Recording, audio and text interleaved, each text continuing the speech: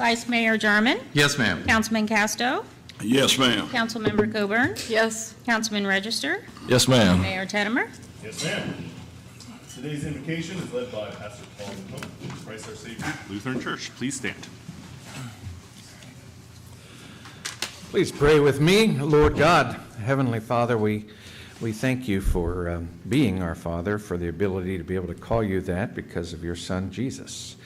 In the beginning, Lord, you created a perfect and orderly world that you gifted the dominion of to your creations, Adam and his wife. Things have changed since then. As sin and its insanity has invaded our lives, we thank you, Lord, for continuing to provide. First, in your kingdom of grace, by sending your Son, Jesus, who died for our sins and could grant us the comfort of knowing our eternal life is secure. And also through your kingdom of power, wherein you invest governmental authority with the power to maintain order and peace for the good of your people and all people. And we pray, Lord, that you would bless this meeting today, this group of folks who have been invested with that power, remembering that it comes from you and that through it they serve you and your people. And we ask this in Jesus' name. Amen. Amen. Today's Pledge of Allegiance is by Vice Mayor Michael Jarman. I pledge allegiance to the flag of the United States of America and to the republic for which it stands, one nation, under God, indivisible, with liberty and justice for all.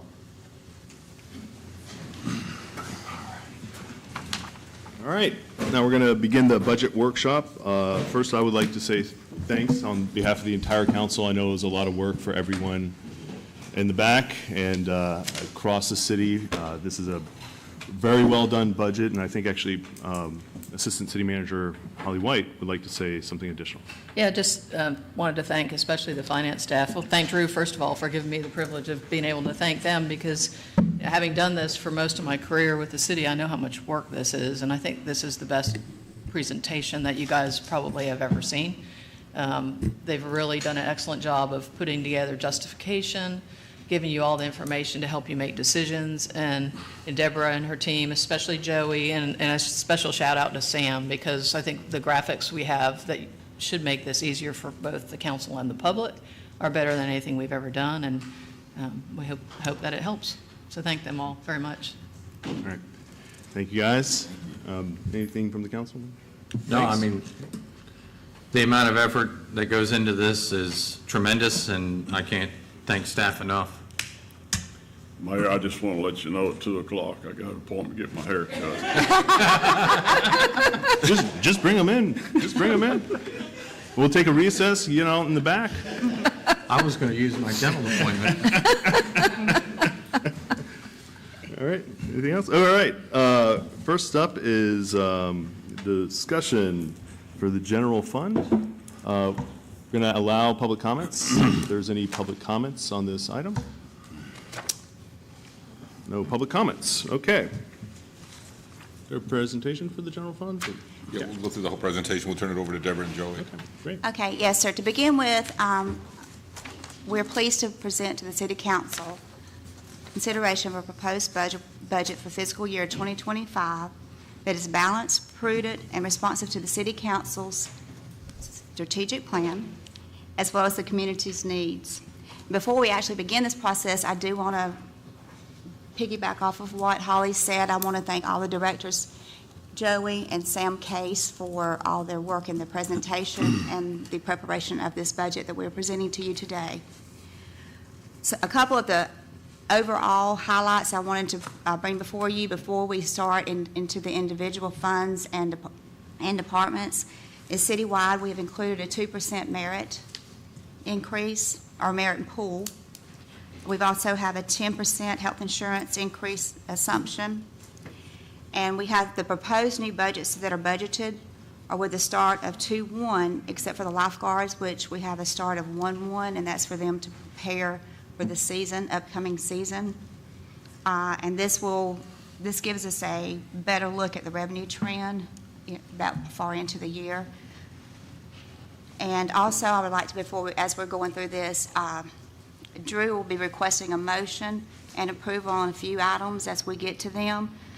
He will bring that motion before you, so that it doesn't have to come back to the council. Okay. Okay? And so with that 2-1 start for all staff, that means that, what does that mean?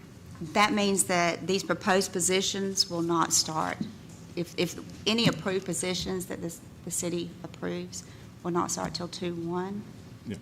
So I think what you're asking is fiscally where that puts us, and I think the savings from 10/1 is about $500,000, $600,000 by starting in February 1, and then, the following year, you'll have a full year of salaries versus only, 7 or 8 months. So it'll artificially look like salaries are going up next year. It's the same positions, just for an entire 12 months in fiscal year 2026. Yeah, so it'll look like next year, it'll look like an additional 40 to 50% increase. But we're getting the savings now, and I think it's a very prudent move. So thank you for doing it. Okay. To begin with, this is the agenda that we'll be going through today, and we will begin with the general fund. And as we work through the general fund, we'll go through all the departments. The general fund is composed of 11 individual departments. The general fund proposed budget for all the departments of all the 11 departments. There's 43% in personnel budgeted, 23 in operating, and 34 in capital outlay. Our projected fiscal year 2025 general fund revenues is $57.2 million. We've taken a very conservative approach in budgeting these revenues, and the business tax receipts is at 35% of the proposed revenues, which is our largest revenue stream into the general fund. The general fund expenditure budget is $68.1 million. The first department that we will get to is our legislative department. It consists of the mayor and the council. The proposed fiscal year budget for this department is $483,000. 43% is for personnel services, and 57% is the operating expenditures. You will see a slight decrease this year in the operating expenditures, and this is because it is not an election year. Usually during election years, you have more expenditures. This year is not an election year, so therefore that is the main driver for these operating expenditures decreasing. And so with the legislative division, if y'all have any questions, discussions. I'd like to say that under the professional services, professional other under 3160, that's your federal lobbyists and your state lobbyists. That's why that price went up. And then we can answer any questions you have on the legislative side.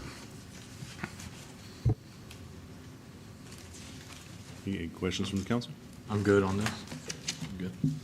Okay. I don't think we have any additional questions on legislative. Okay, the executive department, which includes the city manager, the assistant city manager, the city clerk, and a part-time administrative assistant. Their fiscal year proposed budget is $1 million. Of this budget, 70% is for personnel and 26% for operating expenditures. We do have proposed equipment for this department of $35,000, which is for the council room AV upgrade. And also within this budget, we have a request from the Bay EDA, has requested support funding for fiscal year 25 in the amount of $28,617. And that's in line 5410 in the operating expenditures.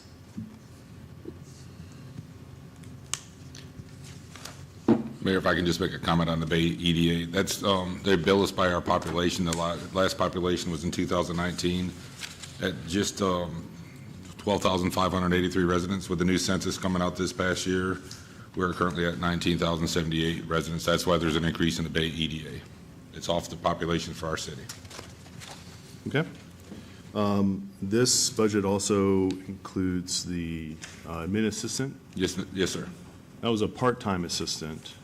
That is correct. I was wondering if the council would be interested, we were having trouble finding part-timers for that position. So whether the council would be interested in moving that to a full-time position. I'm game. Sure. I know they've had a hard time, I agree. Yeah, part-timers are tough to find now. Tell me a little bit about what this person be doing. This person would be administrative assistant to the city clerk to help her out with the day-to-day operations, to help with your schedule, and to help with keeping you guys up to date with your emails and everything else. It could also help Lynn prepare some of our public records. They wouldn't be able to send it out because that's by the duties of the city clerk. She's the keeper of our records. But help with day-to-day operations. Like the mayor mentioned, we've had it out for probably 3 months now. When you approved it for part-time, we've had a lot of people put in for it, but when they realize it's part-time and there's no benefit, we didn't have any good candidates. So after speaking to the mayor and speaking to Ms. Lynn, if you guys would go full-time and try to get a better clientele or a better person for this position. It's a small pay range increase for a full-time, but we would pick up the benefits. You But I have think it'd be money budgeted for this? If you guys approve it, we would have enough of that. It would increase it to about $40,000 a year for a full-time position, including the I'm benefits. good with it. I was just curious what. Yes, sir. Be doing. Yeah, I think it'll really help unlock a decent amount of the city clerk's time, helping with the minutes, also public records requests. I know it was a substantial portion of their time. So helping us be more responsive and also just helping with scheduling. Okay. Any Approved? Do we need a motion to approve that? Not for the position, just a head nod of work on that, but if we're moving on from the executive, I could ask you guys to make a motion to approve the EDA proposed budget of $28,617, so when we get the invoice, we can just pay it, and I don't have to bring it back before council. And then after you do that one, I'd ask for another motion to approve the travel for myself, the city manager, the assistant city manager, and the city clerk, so we don't have to bring that throughout the year. That's for our conferences like the Florida League of City, or if there's a conference that comes up for the city clerk, you'd be well informed of where we're going before we leave town, but that way it's one and done, so I don't have to bring it back to you several times throughout the year on the consent. Sure. Okay. And that travel is, 4010, 40 line 4010. 4010, and 5410 also has some, 5510 also has the actual cost of the classes. okay. So about 27.9. Yeah, I'm fine with that. All right. Can I get a motion? Motion to approve the EDA? Second.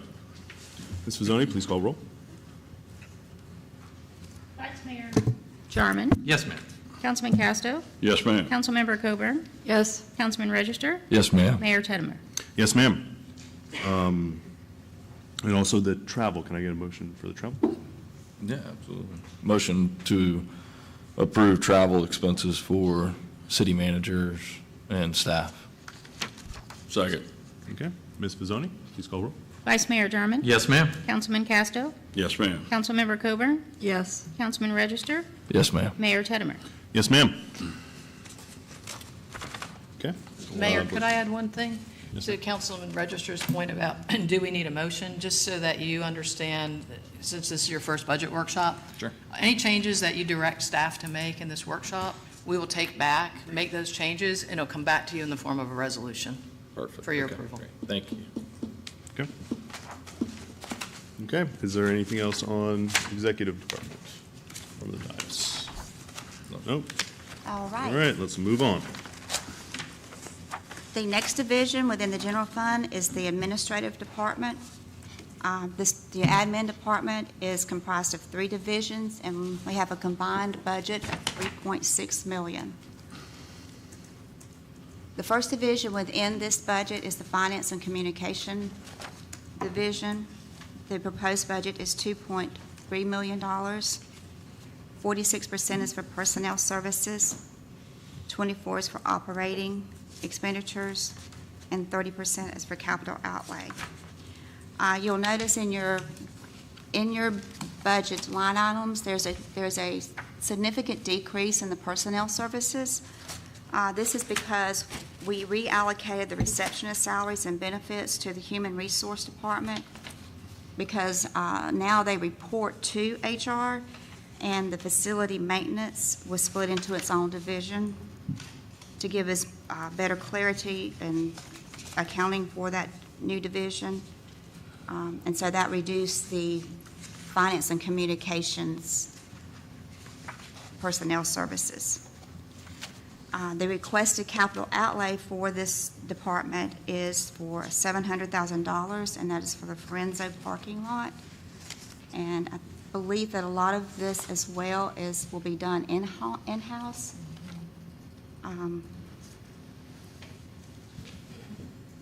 And so, do y'all have any questions for the finance and communication budget? Okay, so help me understand why the parking lot is in the admin budget? So we don't really have a landing spot for it right at the moment because we're not sure long-term what building is going to be built on that site. So it frankly could be put anywhere. We just chose to put it in admin. Okay, It will be general fund, so whichever department it's in. okay. When are you guys looking at starting that? As soon as you guys approve this, we've already started the engineer part of it. We'll have the building took down by in-house crews, and then we'll start the parking lot hopefully at the beginning of next year. Will there be any room left over there in the future for like a city hall annex or something? Yes, sir. Our goal is in the next couple of years to bring back another recommendation to build a building over there to see what best fits the city, but we're hoping to go as large as we can over there, like a 2-story. Maybe move our finance and our water billing over there. To free up some room here and also free up some room in the admin building, but that'd probably be 2 years out. The first goal is just to get rid of the old building, create a parking lot over there that looks good for the city, and we can put our city vehicles and our city staff over there so we can free up some parking spots over here at City Hall and the admin building for our citizens. And we're going to do a lot of that work with our staff and the new paving equipment stuff we bought. No, we'll hire out the parking lot for a company because we got to do stormwater and everything else with that, but we will take down the building with our own staff. Okay. Very much needed. Yes, sir, very much. I mean, I never would have thought this building and the parking lot would build up as quickly as it has, but we're needing more space. Yes, sir. If I could piggyback on that real quickly, you'll see when we get to the 5-year plan lookout, we have set aside the funding for that future purchase of that site because we've got a long-term lease with a right to purchase the property. And so we've set enough money aside today in reserves so that 20 years down the road, that money will be there and it'll be seamless. We won't have to, whoever's here 20 years from now won't be scrambling to figure out how to pay for that. The money is already sitting there and in 20 years it'll grow enough to pay for that purchase. Very good planning. Yep. Thank you. No. Any further comment on the parking lot? For administration, one of the things I've noticed running for election is there's a lot of confusion around the way things like assessments work and just the way the city operates. So I'd like staff to look into, Bay County has a Citizens Academy that help kind of train up citizens and help them be more understand their local government.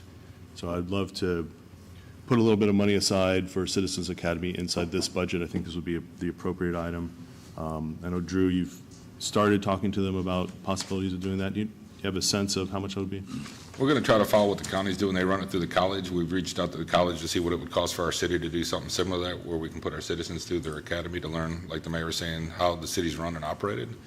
I don't have a solid price for you today unless Glenn's emailed back, and I haven't seen that, but we're estimating probably $30,000 to $40,000 to kick that off. That's on the high end. If we don't spend it, of course, it goes back in the general fund.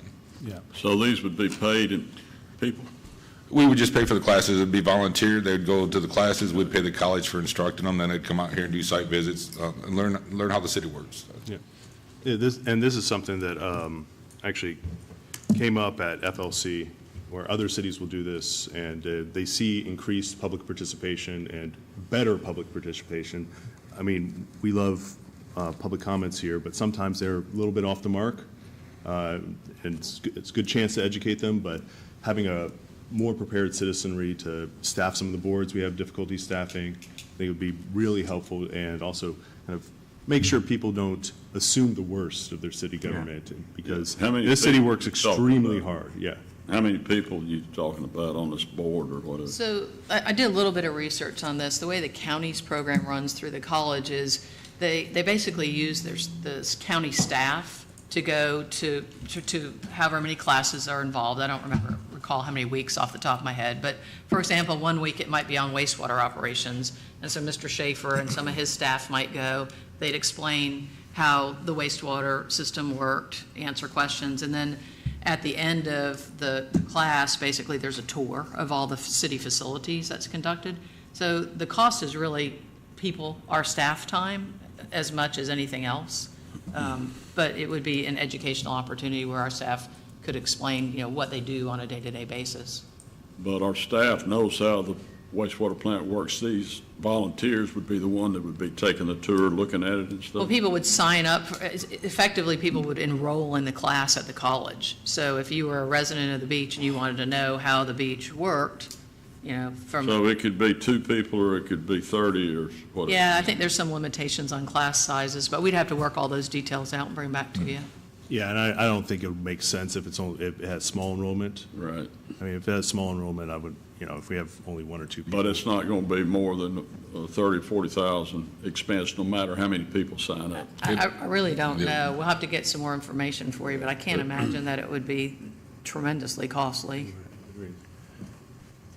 Why couldn't we just since we're using our own staff anyway, why not to get in the weeds on this, because this is the budget, but why could we not just do it in-house using our own facilities without having to use the college? It's not like we're giving them we could even give them a little certificate when they complete it, but I think it could be done very economically if we do it in-house, because we're going to be using our own staff anyway.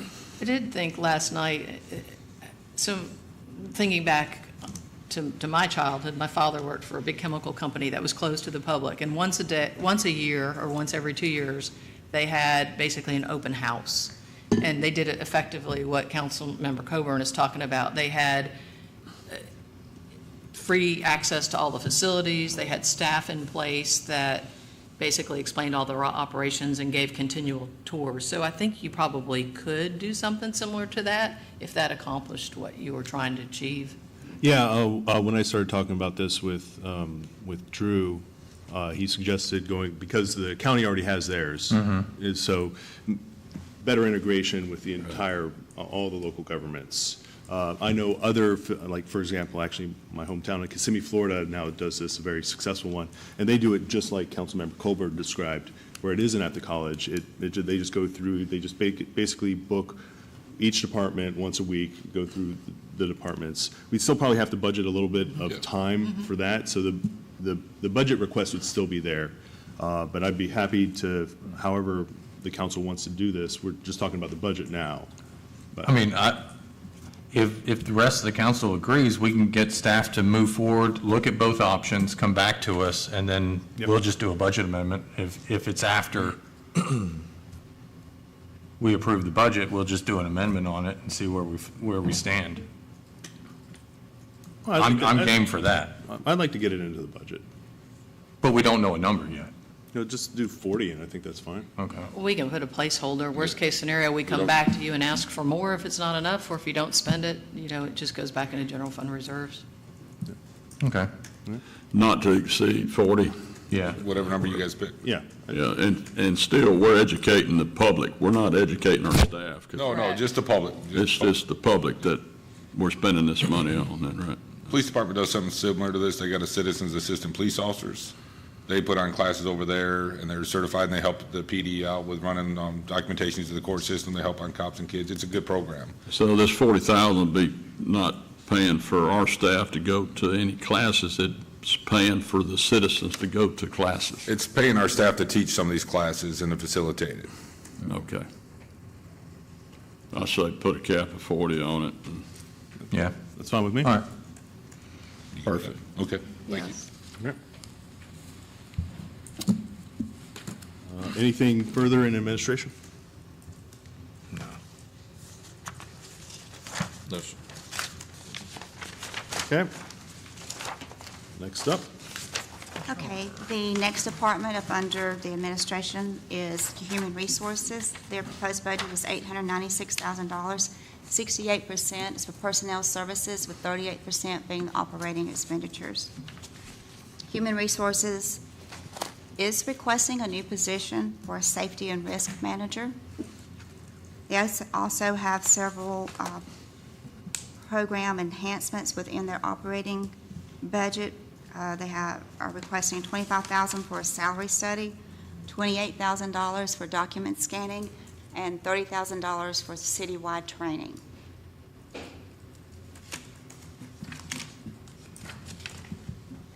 And the increase within their new positions, if you remember, we just discussed, was because we took the receptionist out and put into HR, and also the new positions built into here. Okay, and the new position is the safety and risk manager. Yes, sir. Okay. Can someone speak to the need for this position real quick? You could ask Julie to yeah. come up. Julie?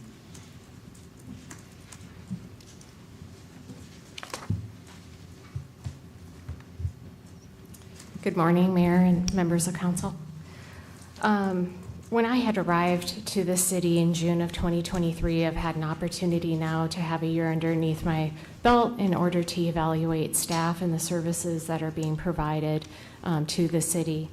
And Human Resources and Risk Management is really the last support department to add staff within the organization.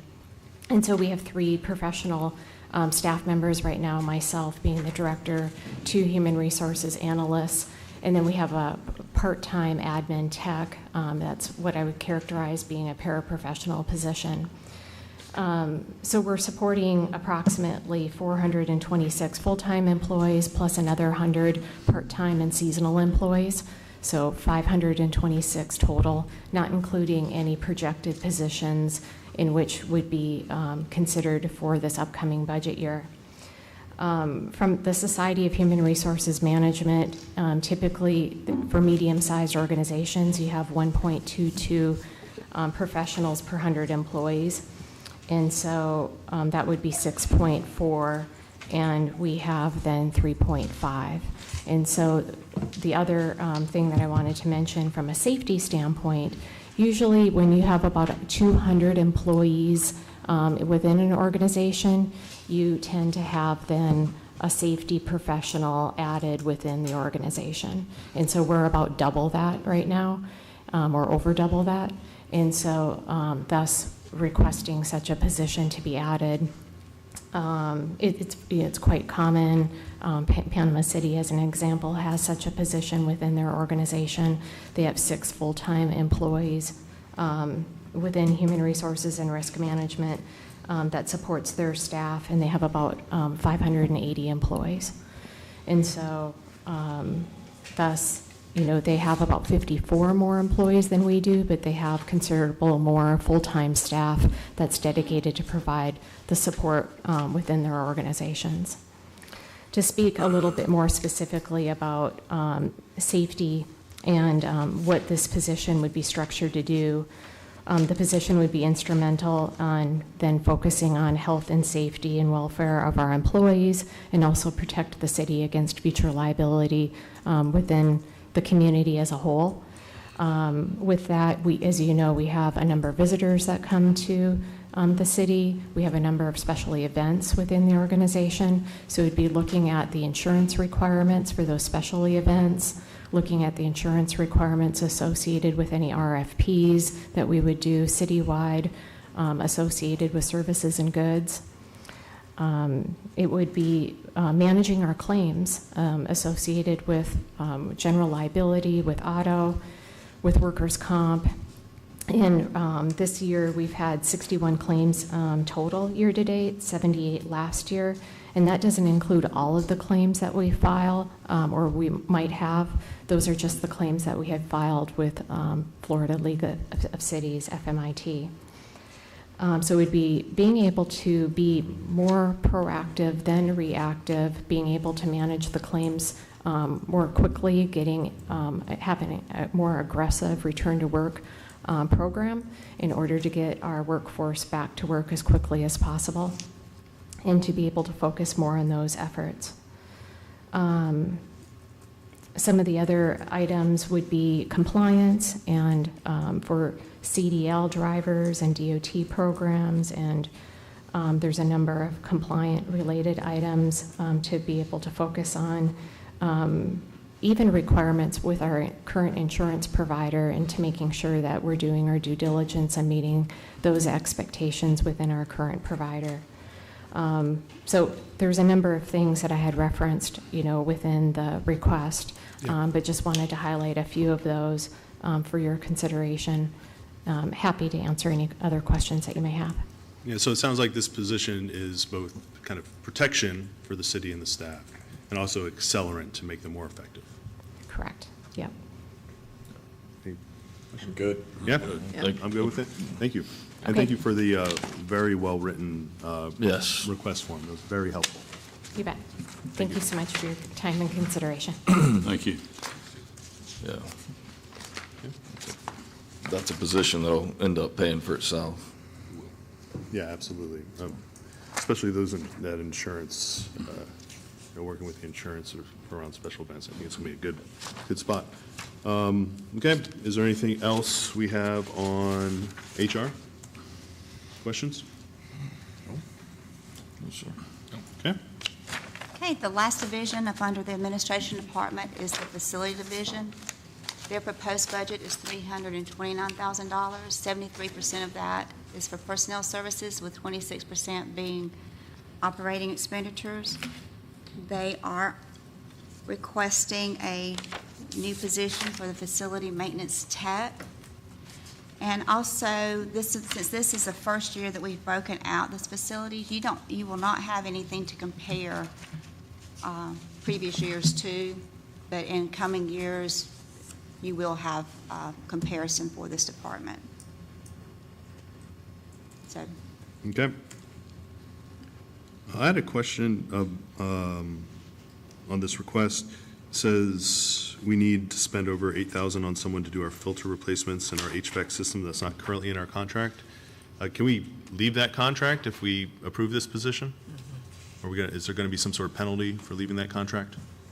We can look into all those to see what the timing is on those, but most of them have clauses that you can, with proper notice, get out of.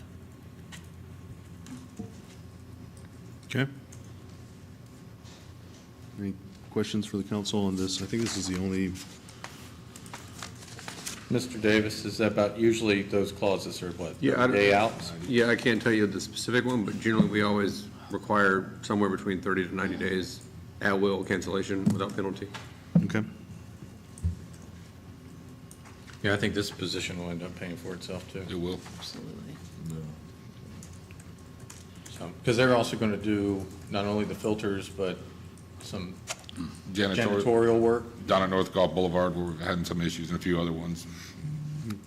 We had some issues with janitorial there? Down at North Gulf Boulevard, yes, sir. Okay. And what's our current cost on that? I think $42,000, I believe. Yeah, $42,000. This guy. We also, we've had some issues because of lack of preventative maintenance on some of our HVAC and chiller systems, and I think this position can head some of that off down the road as well. Yeah. Okay. Yeah, Another position. like that's gonna positions that pay for itself. themselves in the Yeah. long run. It's gonna be. All right. Okay. Good. Moving on. Any other comments on this position? Fine with it? Okay. Move on to planning, or legal. Legal. Yep. the next division within the general fund is our legal division. The proposed budget is $644,000. We do not have much of an increase at all in this division. If y'all have any questions. Sure. Mr. Davis, can you speak a little bit to where the costs come from this department? Yeah, certainly. So obviously, as you guys know, we bill by the hour, with rates for partners being $250 per hour, and then for associates being $200 an hour. We break those bills out based on the different departments or different buckets of money, essentially. Or if we open up different litigation, the vast majority of the legal work is related to the administrative department, essentially. Anything that's not stormwater, sewer, utility, things like that. CRA. We generally track our budget fairly closely, and We have about 5 different lawyers that do work for the city on any given day, and we feel like we try to provide value for the city. Happy to answer any questions. Questions from the council on this one? It's a 3% increase. Mr. Davis provided me the bills for the last couple years. This tracks with the last several years. Just a small increase. Yeah, and I think this city is in a unique position versus other cities due to the fact that we have such a diversity within our legal representation, that we can go to different areas and they have staff that are experts in those areas, and not just, trying to one-stop shop to a single person who might not be as familiar with one aspect that we're asking versus another. So I'm very pleased with it. Yeah. Thank you. Absolutely. All right. Thank you, Mr. Davis. Thank you. The planning department's proposed budget is $542,000. 67% of this budget is for personnel services, with 32% for operating expenditures. And as you're reviewing and looking at this budget, it is as close to a level fund budget you'll ever find. Very, very little tweaks and changes in this budget. There's no positions requested, no machinery, no capital outlay. Mel never asked for anyone. I don't know if y'all. I'm trying to think when, it's. Oh, we're pretty nice up here. Yeah. Come on. Why do you ask for someone I sometime? just don't, in 4 years, I don't remember him asking for many, so. Okay. Well, can't argue with that. Yeah. Okay. Our law enforcement police budget has proposed budget of $20.6 million. 55% is for personnel services, 26% is capital outlay, and 19% of his budget is for operating expenditures. The new positions requested this year within the police department are 2 police officers, communication officers, and an administrative assistant for records. The equipment that has been requested are 17 vehicles, but I'd also like to note that there's 17 vehicles in this proposed budget, but we'll be shifting out one of those into next year because of the swap in the personnel position. Yeah, we changed the CSI and the admin position. Yeah, we swapped the CSI for the admin, but we did not change the vehicle. So there's 17 currently now, so I wanted to show the whole 17, but when the budget's presented back to you, there'll be one pushed out to 2026 to go with that CSI position. Also, they're requesting flock cameras and evidence room equipment and furniture.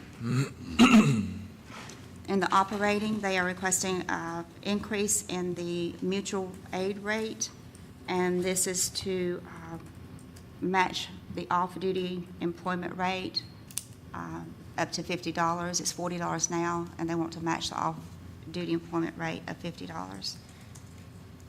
The capital outlay projects requested and are proposed within this budget is $1.6 million for the East End substation, and this is partially funded with a $600,000 HMPG grant and $300,000 from impact fees. $1.5 million for the K-9 facility, which is partially funded with a $1 million state appropriation and $300,000 from impact fees, as well as $75,000 for the impound yard improvements.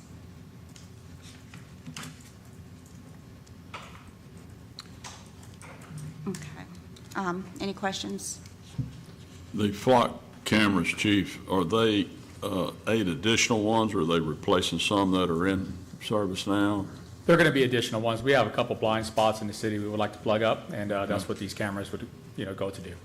So it'll be 8 additional cameras. They help you guys a lot to do your job, don't they? We solve crimes with them every single day. And so for the vehicles, it's 14 replacement vehicles and 3 new vehicles?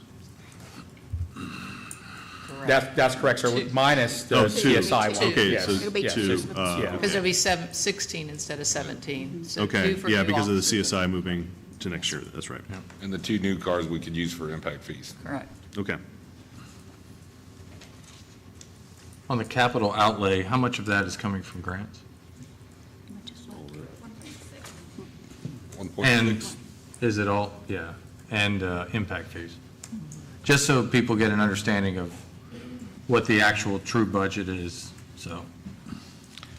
Go ahead. I was going to say, you got $2.2 million of it funded from grants and Okay. impact fees, so not coming from general fund unrestricted reserves. Okay. Yeah, I will say just in general, not for this one, since so much of these fundings come from grants, in future budgets, it'd be nice to Split it have out. those split out so that it's easier to analyze the general fund impact.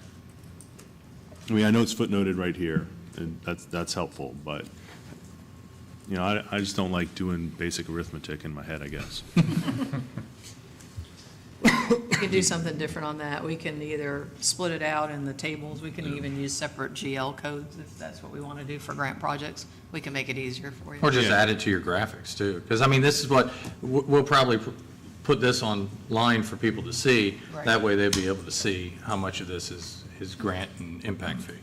Yeah, yeah, I think the graphics, but also I'd love to see them Yeah. in the budget. I have a few questions, but any questions for any of the requests from the council? I do notice, are we getting a deal on these pole barns? Because we are buying, what, 10 pole barns this year? Protect our equipment, they're expensive. Yes, sir. Yeah. As you could just look over there, there's a lot of equipment out there exposed to the sunlight. We're just trying to extend the lifespan of this equipment. Okay. Questions? So, the overtime for PD is about 9.5% of the salary. Yes, sir. It seemed pretty high. It seems like actually kind of prone to burnout. Is there anything that, or adding, you're asking for 2 officers, is that going to bring down overtime much, or? Well, that would be the goal. I would like to say we try our best to forecast crime, but, next year, every year brings different challenges. Our officers do work hard out there every day. I'm not going to say that they don't.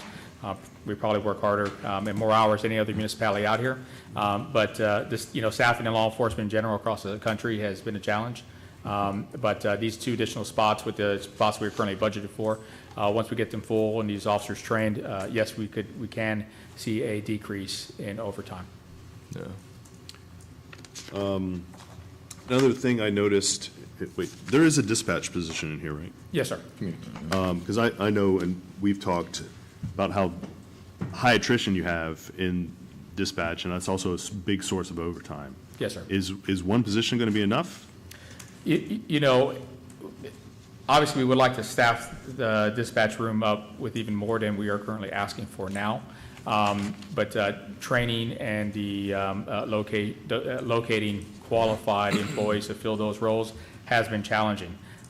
This one additional role with the dispatchers that we currently have, if we got them all trained, they're able to go on a more routine schedule, which would decrease overtime. But Mayor, the council, y'all want to give me some more dispatchers, I'll take them. Are you fully staffed in dispatching now with what you have? We are not. So currently, we have 14 full-time budgeted positions. We have 11 that we have in seats, and of those 11, 8 are trained and on their own.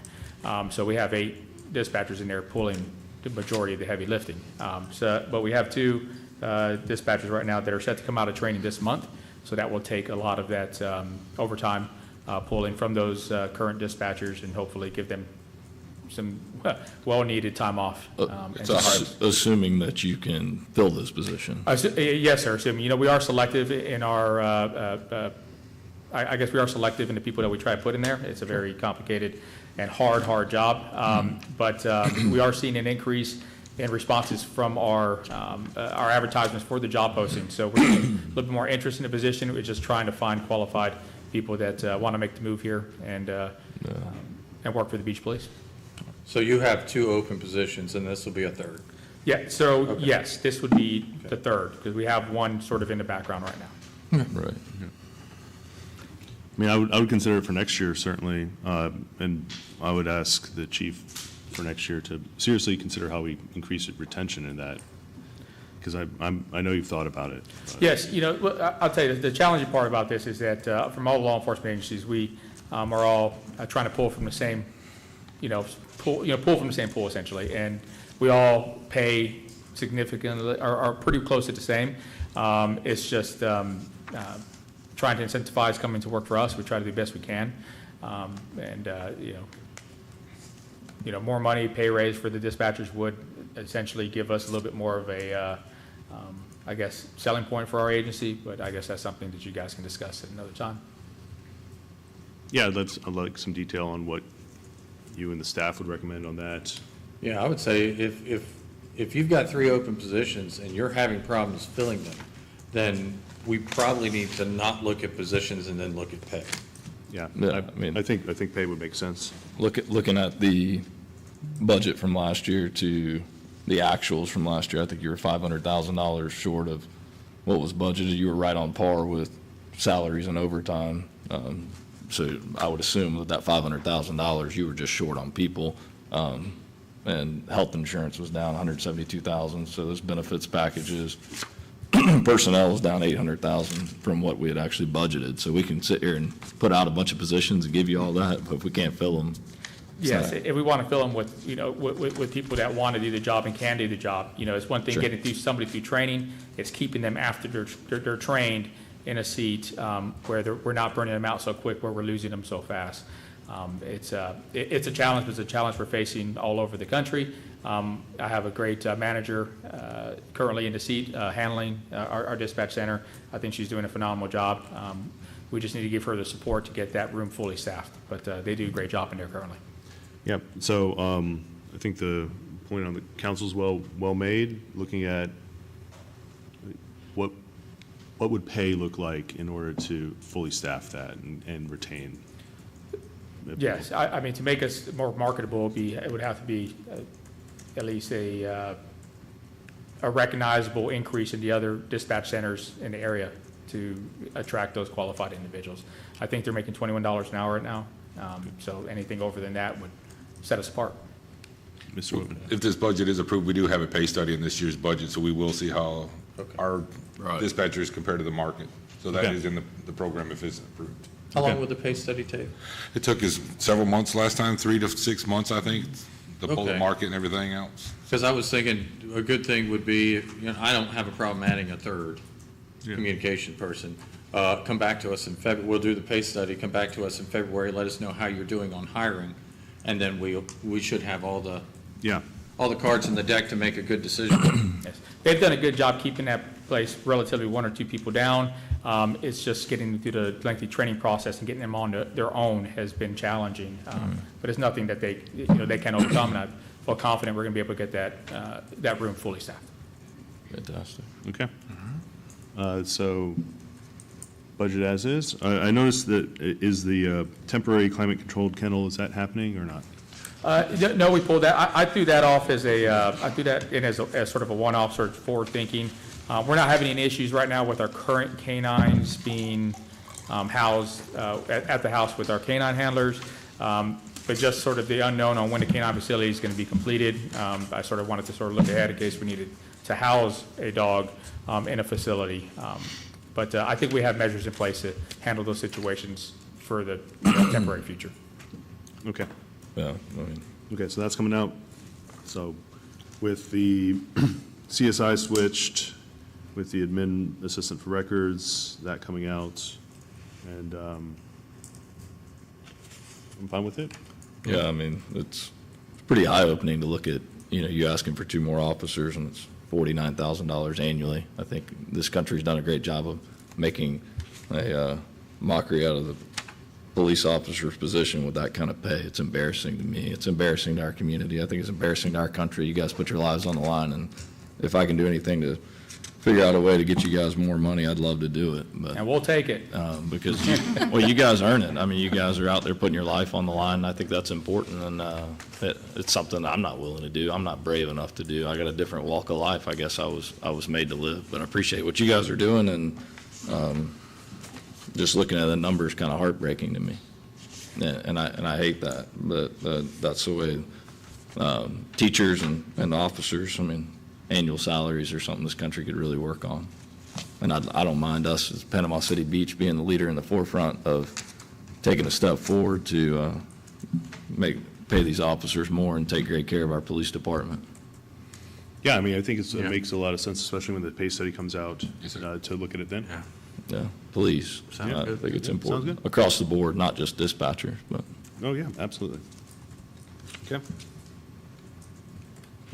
I agree, we're good. Anything else? Okay, Good. great. Thank you, Chief. Thank you.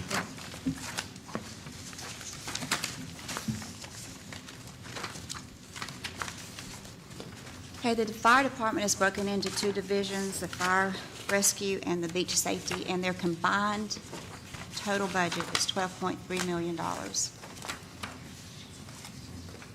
The fire rescue's proposed fiscal budget is $10.4 million this year.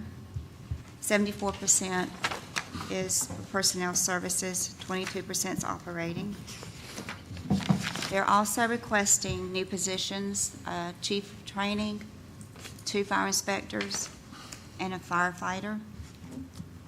And the machinery equipment that are being proposed is $150,000 for vehicles for the new positions, $50,000 for the SCBA fuel station, $35,000 for the Life Pack 15, and we'll be seeking grant funding for these Life Packs.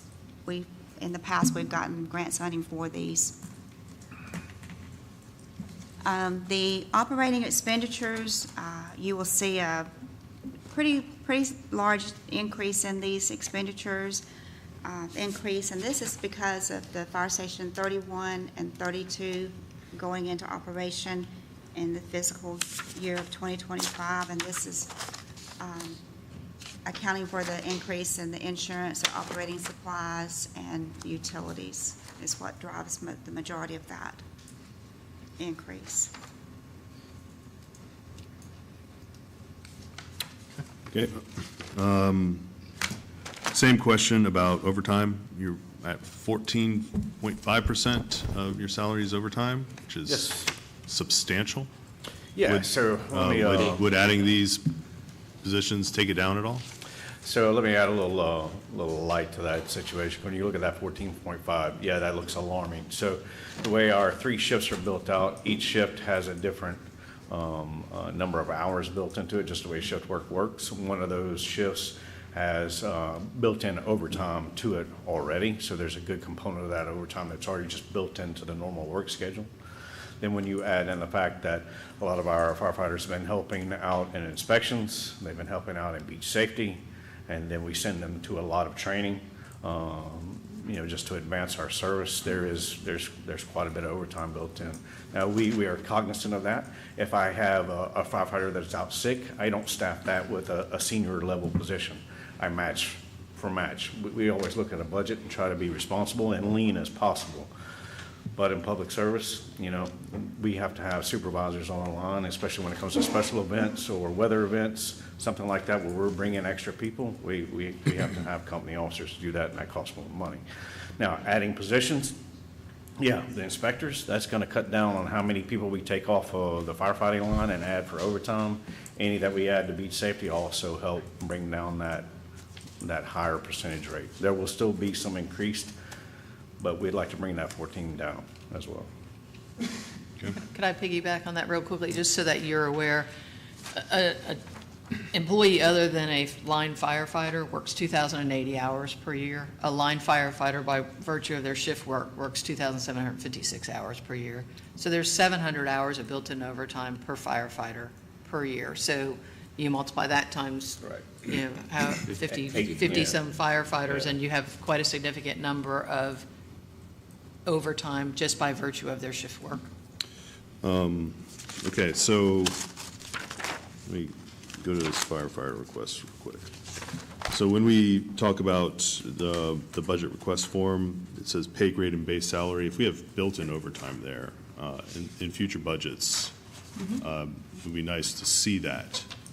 Because sounds like a dramatic budgeting impact that's not captured in pay grade base salary. And that is true for the line firefighters, like a division chief, Yeah. inspectors, they're the 2,080-hour employees. So Okay. dependent upon the type of position they hold in the fire department, but we can certainly put that in there. Okay. If it weren't for the overtime, they wouldn't be firefighters. There's a lot of it, and there has been a lot of it. I had a question about the chief of training. Yes, sir. I mean, it sounds like this position is going to do a decent amount of work, but how do you intend to make training a chief level position? Yeah, so I think- Establishing, assigning, and delivering training doesn't, to me, sound like chief level duties, so help me understand that. Yeah, sure, no problem. So this is a industry standard position in a training chief spot. So this is a senior level position. It's over all of our line staff, directly reports to our deputy chief. So and that mirrors what our agencies around us are doing with those positions, South Walton, Panama City. So when we're talking about interoperability with other agencies, then you're at a peer level. So when we have a training chief come in and he sets training for the day for our line staff, that is a direct report from the battalion chief to the training chief spot, which aids in our, our workflow chart, so our chain of command system. So it's a very senior spot. Typically, we get applications for those positions from a battalion chief level, because it takes somebody that's held all those ranks and has all those certifications to fulfill that spot. So if it was anything other than a chief spot, a captain or a manager or a director, that would be seen as a demotion in the eyes of a line firefighter. And I think it would really, narrow the pool of applicants, of qualified people that we would have for it. Okay. This overtime and the fire rescue, is that partly due, like on double red flags, when you guys help out your water That's safety? part of it. So, our cross-trained firefighters, we put as many of them as we can on the line to uphold our double red flag, duties. So, Okay. yes, sir. Every position we add in inspections and beach safety will detract from that, which will Had a help with the very overtime. rough year with double red flags and drownings too, so Yeah. you guys have been down there a lot, so Yes, that's sir. a big part of the overtime, I would think, yeah. Yes, correct. Thank you. Thoughts? Doing a great job out there, Chief. Yes, indeed. I've had a lot of great support. Obviously, we've spent a lot of money in this division over the last couple of years. You can see it in the construction projects we've had, and our staff appreciates it, and I appreciate it.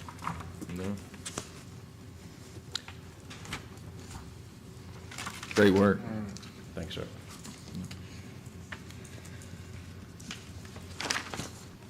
I had your concern with the chief. Yeah, I mean, I just, it's, If you're not gonna fill it, I mean, I don't know. seems like we could try it at a lower level. It just, I mean, I'd like to see, it's just, So if it were a captain position, you don't think you'd be able to fill it? I would venture to say that if I was a battalion chief on line, I would not want to regress in title. So you're looking to Responsibility. fill this in-house? I would hope so, but I'm not confident. I don't know what the pool would be. We haven't obviously advertised it before, so it may come from the outside very well. And Here's if a it question. does, Do you want to lose a battalion chief to go to chief of training, or do you want to hire a chief we or a pride training person? we pride inside? ourselves on training up for the next position. So, Right. and we've historically done a great job of that with promotions, so. If I'm pulling from the outside, yeah, I definitely want to hold a chief's position ranking. The amount of work, the amount of responsibility that goes into it, and the proposal that I sent you guys is just, there's a lot there. And I want to recruit as many qualified applicants as I can.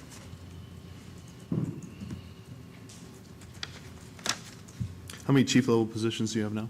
So I have myself being the ultimate chief, deputy chief, and the chief of administrations. Then on the line, we have 3 battalion chiefs. This would be pretty much a peer to our administrative chief. And you said this is on par with other local Yes, sir. municipalities? Yes, sir. So when we're talking about doing interoperability training with other departments, the training chiefs all have the same rank and title. It's the same peer group. Sure. It makes it very cohesive when it comes to that environment. Looks like a lot to me. I'm happy to support you on it. You're talking about the health and safety officer, incident safety officer. I mean, honestly, it kind of seems like a grab bag rule. There is a lot here, but I don't see, this is why I was wondering if this is a chief level position or some sort of manager level position. It really looks like kind of doing all sorts of things, and that's great, but that's what I'm wondering, is this really a chief level, or is it, can you fill it with someone outside the organization? Yeah, we can fill it up from outside the organization as long as they hold all the qualifications to meet. So, and also this is in a line of succession. So when we talk about myself, number 2 being the deputy chief, and this would fall right under that position. So How are you getting your training done now without this position? our battalion chiefs, Our battalion chiefs are doing it which already, take the right? load of the daily training and then coordinate that through Chief Bush is working on that to make sure it meets ISO and makes state requirements. So in your our- opinion, by adding this, would make them more effective as battalion chiefs? Correct. He's been trying to get this position for the last 3 years. I've been pushing it the last 3 years, but with the training tower going online and the department growing, with not only fire rescue and this, I put it in the budget this year because they're at the point they need a training chief. And to echo his thing, I think he's looking at the succession, so if he can get one of his capable battalion chiefs, who are 3 outstanding individuals to take over training, that gives them succession planning from the bottom up, because they got to backfill all those other positions. But this is something he's been trying for years. Sorry, Vice Mayor. Okay, this will help me depending on how you answer this question. Oh, gosh. All right, so is it your intention that this training chief is the one that's actually teaching everything? Correct. Okay. If either not teaching it, Okay. they'll coordinate it. Some things are going to be out of his purview, obviously, when it comes to specialized training. It's just impossible to have a instructor for certification for absolutely everything. Because for me, if I look at all the training requirements, and if this position is going to be the one qualified to teach them, We would like to. then I can see an okay chief position. Yeah, that makes sense. We want to bring more stuff in-house, and having this new training facility Right. facilitates that. So, I'm going to support this. I would say try, whoever's in this position, start them up. Absolutely. Yes, sir. Okay. Oh, we're going to load them up, there's no doubt. Okay. Yeah, that makes sense, especially with the Well, this- training tower coming online. Will this guy be training to help with the drowning deaths and stuff? That's where we got the biggest So it'll problem. encompass all training underneath the fire department, be it beach safety, fire inspections, all the way Yeah. through the rank and files. Yes, sir. So he won't be teaching rappelling or anything like that. He'll be setting that up, yes, sir. I So just- high angle I rescue is personally, one of our over 50 disciplines. years, I've seen you guys do that, but I see people drowning every year out there. I would rather spend our time, not trying to tell you how to do your job, but train people how to get people out of the Gulf instead of rappelling off a high-rise. It'll be one of the disciplines, yes, sir. Yeah, we're working hand in hand with our beach safety director. In ISO, we almost were Class 1 this last year. The training component was the only thing that held us back. That's why we're okay. Class 2. Okay. I'm good. Yeah, I'm good as long as they're helping out there with the Yes, sir. drowning deaths. That's I agree. our black eye Absolutely. right now. And I think beach is next, right? yeah, beach is next. Okay, yeah, I'm fine with this position then, especially keeping that rating high. Yeah.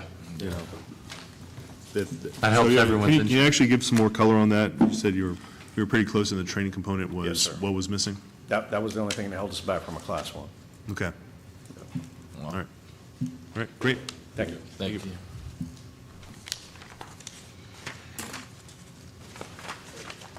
Okay, the next division is the Beach and Surf Division. Proposed budget is $1.9 million. 73% of this budget is for personnel services, and 23% is for operating expenditures. They are requesting or proposing 5 new lifeguard positions. and 4 of these positions are contingent upon the funding.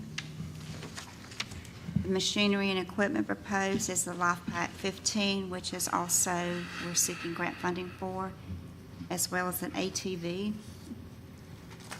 And in the operating expenditures are increasing due to proposing to relocate the beach surface and surf division into the old Fire Station 32, which will increase their insurance and their utilities.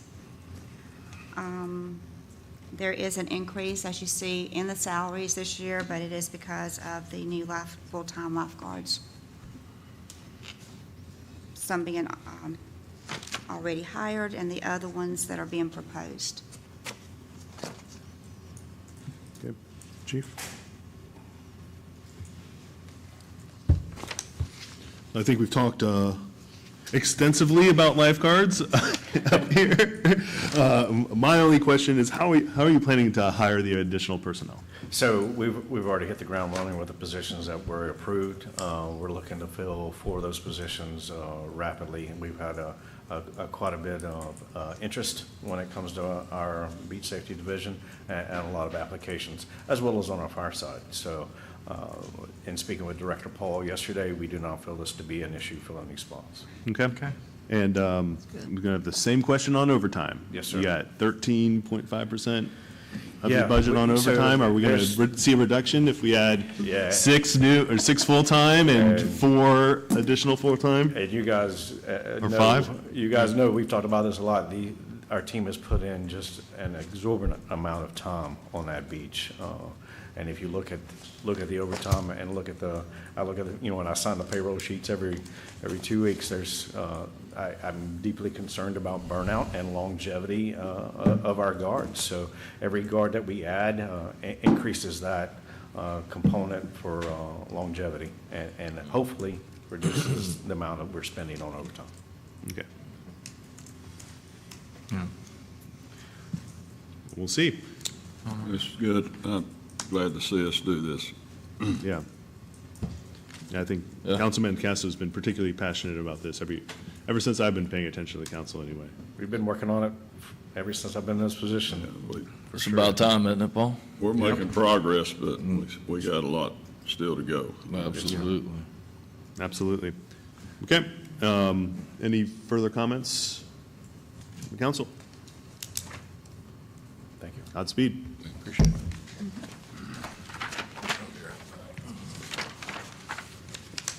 The building department's proposed budget is $2.3 million, with 59% in personnel, 40% in operating expenditures. They are requesting a new position for a flood permit coordinator, as well as equipment for an ATV for the code enforcement.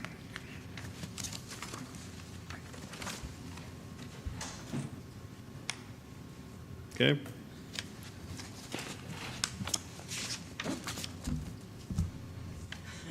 Come on up. Mel's been waiting for this moment. Yeah, you're way too happy to do that. Oh, you're too happy to not come up, so I was just like, oh, what are you hiding back there, Mel? Help me understand this flood permit coordinator. Okay, this is a position that's going to help us secure our Class 5 rating that we have in the CRS system. And what that does is it allows all residents who have flood insurance to have up to a 25% discount on their insurance. It's getting more difficult to maintain that 5 rating, and this position will help coordinate those activities so that we stay in that position. It'll also relieve a lot of duties that currently other folks are doing in Public Works and also in the building division, so it'll free them up to do other things. Okay, so we have that rating now, but it's Getting spread. tougher to keep? Yeah. It is, yes. It's spread across multiple roles. So is this going to take that work off those roles? It will. This person will be able to stay on top of all the day-to-day duties that, just for accounting for it, elevation certificates, staying on top of deadline dates that are needed to be met, and also activities that might be able to get us some more points that we aren't currently probably maxing out yet. Okay. And we have a new, the FEMA's got new flood maps, right? So this, sounds like this position may be pretty busy over the next It will year. be, and it's Yeah. actually funded by revenues that the building department is carrying over each year. Okay, Fantastic, we're good. okay. General fund neutral. Yeah, it's great. like it. Great. I did have one question on your ATV. How can beach safety get an ATV for 8K and it costs you 13K? His is souped up. Compared to beach That safety? really- Yeah, I guess so. really- I don't know, man. No, that is, ours comes fully equipped. We have to put a rack on it. The beach safety division already has their racks for those. We also put lights and an intercom system on it, and that ends up being the difference in the cost of it. Okay, so beach safety already has the equipment, you already have the They have equipment? the racks part of it, which is expensive. Ours was for replacement ATV. If we were to fully equip one, it'd be. It would be 13, okay, okay. I was gonna say, just, go over to the chief. There's a little chrome on metal. Yeah, I know. He's got the bling. New exhaust system. Yeah. There you go, okay. Good. Not to mention a stereo. Yeah, exactly. Bigger exactly. tires. All right. Yes. Good. Well, this position sounds exciting, and, now that I know that the ATV is going to really make us proud. Fine with that. Thank you, Mel. All right, thank you.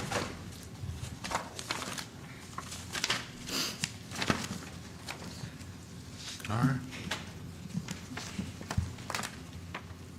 Okay, the next department is the street department. Their proposed budget is 9.3 million.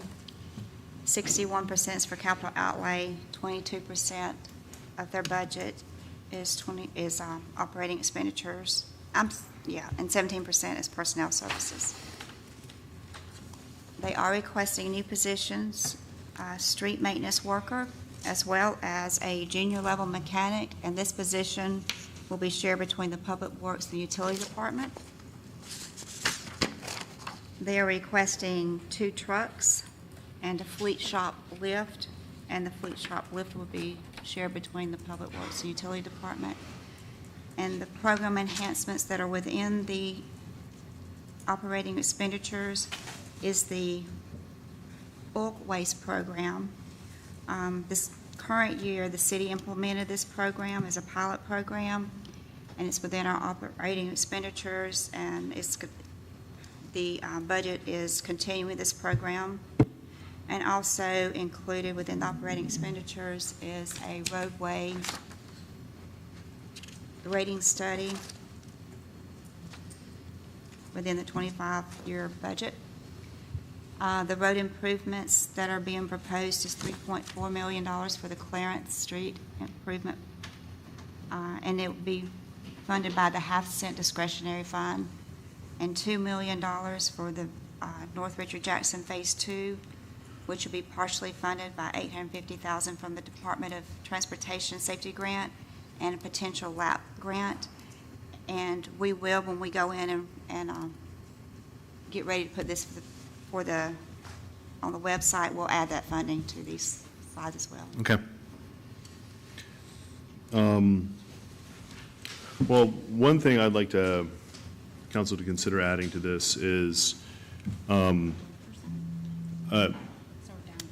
Holly, when you have a second, I believe we have some funds available for parking around beach accesses. We do. So many years ago, in the Land Development Code, there is a public parking beach access fee that is charged for all development and redevelopment, and it's so much per linear foot. Those funds have grown over the years. I don't know the exact number in there. I think it's somewhere shy of $1 million, maybe. You know off the top of your head, either one of you? Not off the top. I think the last time I looked, it was $800 and some $1,000. Those funds can only be used to provide public parking at beach accesses, and they can only be used for capital.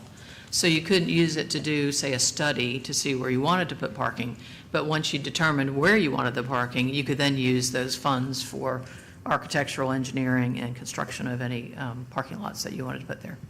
Yeah, so I'd like to, in order to use those funds, I'd like to put in some money to do those studies over the next year, see where we can find some beach access parking near public beach, or beach access parking. Yeah, near public beach accesses? Yeah, absolutely. I mean, that's what would unlock the 800K. We haven't been using that. We can't use that 800K for studies, so we'd have to put in some money for those studies. I was thinking somewhere around 100K. How expensive are these studies? That's probably a reasonable number. Can that be about 100K for a study? Don't fall. Oh, yeah. That's actually doing a parking study with through the CRA. Yeah. You could probably Okay. talk about- Yeah, Scott? I was not paying attention, I apologize. Could you repeat your question? Yeah, I mean, so we're talking about, we have some money, about 800K for adding public beach accesses. Okay. But that's for capital only. Thinking about I'm proposing adding about 100 for parking studies. Generally, engineering is going to run about 10 to 15% of your capital costs. Okay. As So, a general rule. But don't you have a parking study programmed in the CRA already, or no? No, we have a conceptual study, but nothing that would be detailed. So that was generally to cover the conceptual concepts. yeah. So it'd run around 100K, and then we'd be able to use this 800K for public beach access parking. So I'd like the council to consider adding that 100K to the street department. And that public beach access on the whole beach, the whole city limits, them take a look at where we. Yeah, need it. they'd find individual, find spots where we can do it. Yeah. And then do the additional study required to do an actual capital project there. Would we want to finish the CRA before we do that? I would say yes, that parking is programmed into the CRA. I don't know how in-depth he's got with his study. Your steps, there we go. So right now, we don't have a large component of the CRA that's related to parking. My understanding is there's some concerns about the CRA funding parking, specifically based upon the agreements with the county. If you directed, I guess, us to proceed on those things, we could bring back a proposal. Okay. Yeah, so it's not, depending on negotiations with the county. No, I know, but my question is, we're doing, and I'm all for public beach access parking, but we're in the process of doing the CRA. If we do a beach access parking, then that starts to step on the toes of what's already been engineered for the CRA. Is that correct? Well, certainly, if you wanted it included in the current projects that we have, we would have to go back and do re-engineering of some of those areas. They do interface and impact what we're already doing without knowing the specific scope of where you would direct. I think that would be the item, the idea. We can certainly look at it, and we have to work with the city manager and with public works staff, and obviously Parks and Rec staff as well. And then, let me ask you this question. How difficult, say we complete a section of the CRA, how difficult is it to go back and do a parking study on that section and then overlay it? The major thing that I'd be concerned about is if we're constructing retaining walls or we're constructing physical structures that would need to be altered. That's a pretty significant expense that you don't want to have to modify or change. Otherwise, I think they can run relatively independently. Well, you're putting those retaining walls as far back as you possibly can anyhow to have maintenance on them, so you're not going to have to relocate those. You're putting those all the way back as far as you can put them anyhow. Right. The one area that I can think of that we'd need to make sure is coordinated would be if the council's pleasure was to do anything on Oleander.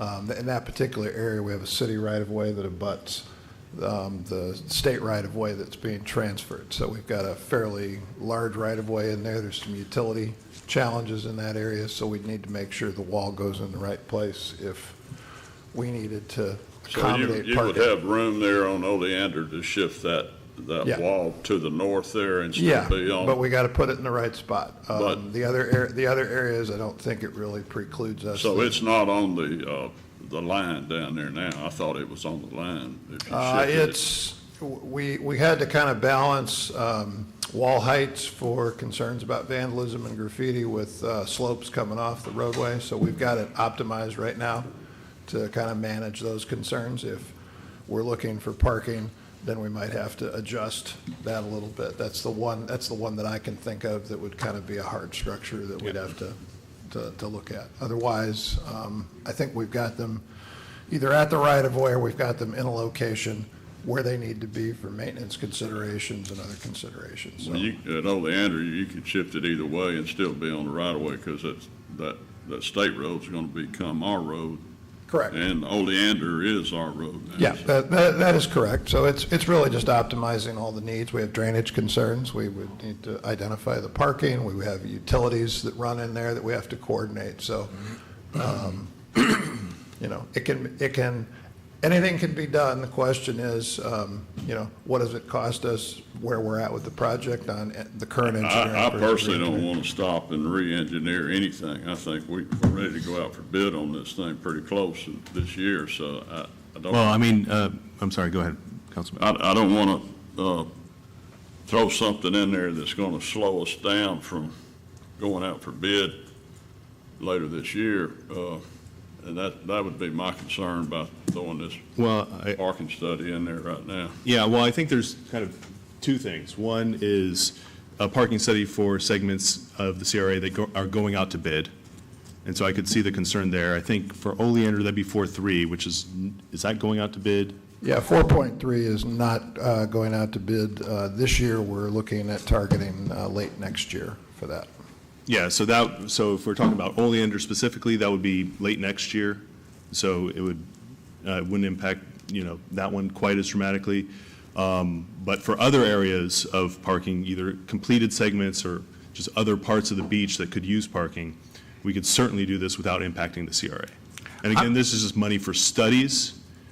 We would always, of course, be able to say, hey, we don't want to make a call, or, you know, we don't want to do this or not later on. This is just funding money for studies so that we could get that $800K available for beach parking. How much would $800K provide us? Not very much.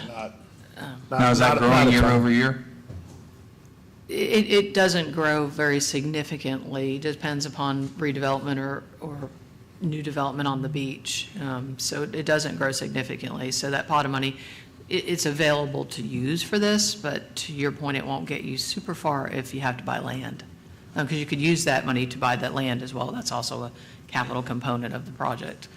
That's one of my big things, is that's not a lot of money. We're paving a parking lot for 700, so. I think you're primarily looking at studies and, as was indicated by Holly, some right-of-way acquisition at this time. It would be planning. And the other thing that the study does is it's going to allow you to figure out what those costs are going to be, so you can make some intelligent decisions going forward. Right now, we're guessing they're programmatic numbers, like most of the things that are related to the CRA. You know, we look at long-range forecasts and plans, we figure out an estimated cost, we put detailed plans together, and that gives you a better idea on the budgets. Yeah, Mary. We need to stop kicking parking down the road. We just keep pushing it forward and ignoring the fact that we need parking.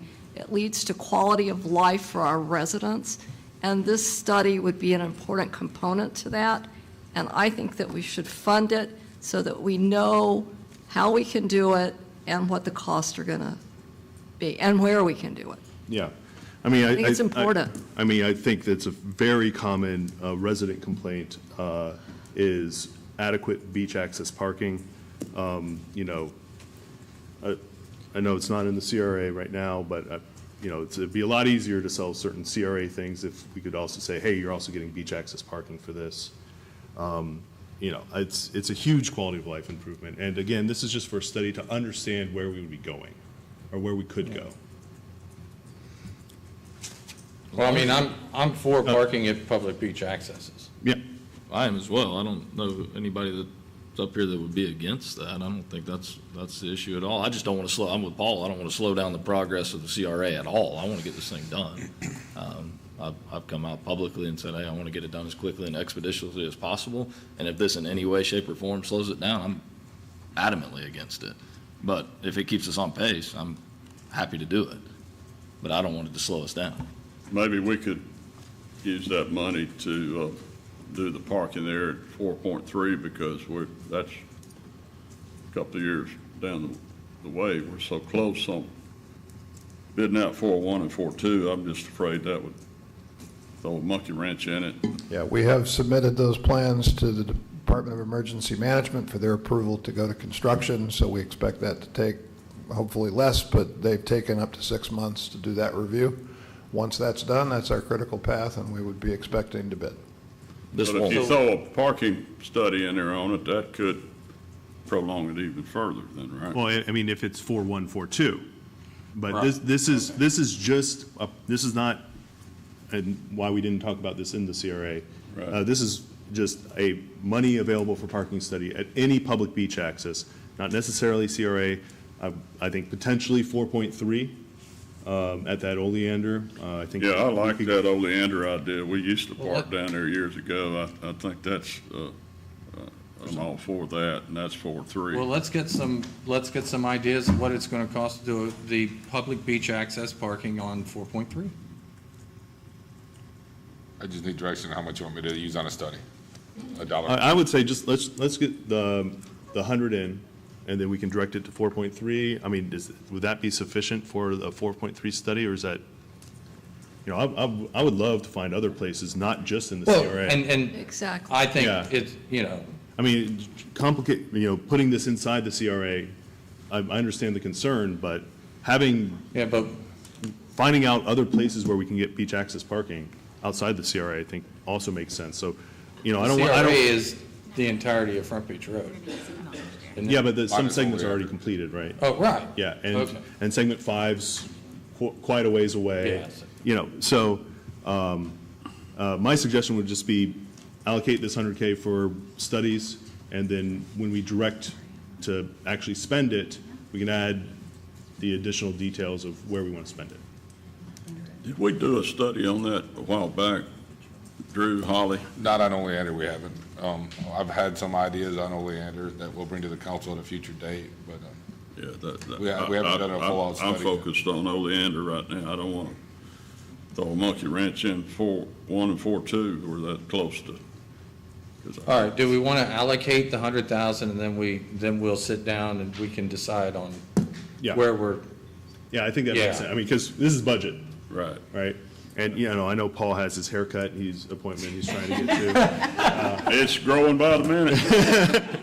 So, yeah, let's just allocate the 100K for Now, the study. Can we make so that's why I was conferring with them on, probably what we would suggest is that you transfer the $100,000 from the general fund to the CRA, to the unrestricted, not TIF money in the CRA that we already use to do some parking things, and let us leverage it out of that pot of money. So it would come out of the general fund, go to the CRA to be used for a parking study. Okay. That would And be- we're okay with We- the 100 we grand wouldn't be coming out using of the it. general fund? Yeah, we would not be wouldn't using TIF at money. all. It'd be- No, what I mean is, it's overall budget impact. It'll- That doesn't put us below our, No. okay, Okay. okay. I'm fine with that. So 100. Okay. Okay.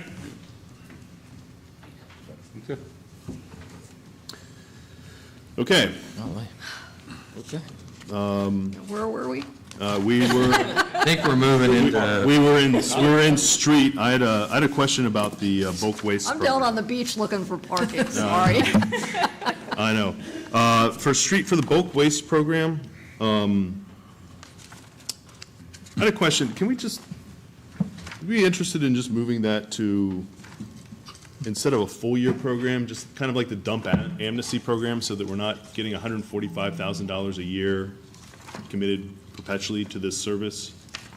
I mean, I have neighbors who've used it. I know they really like it, but if we just did it once or twice a year, then we wouldn't be looking at this 145 with the admin overhead. And What are you talking about, Mayor, now? so if you look at bulk waste expenses,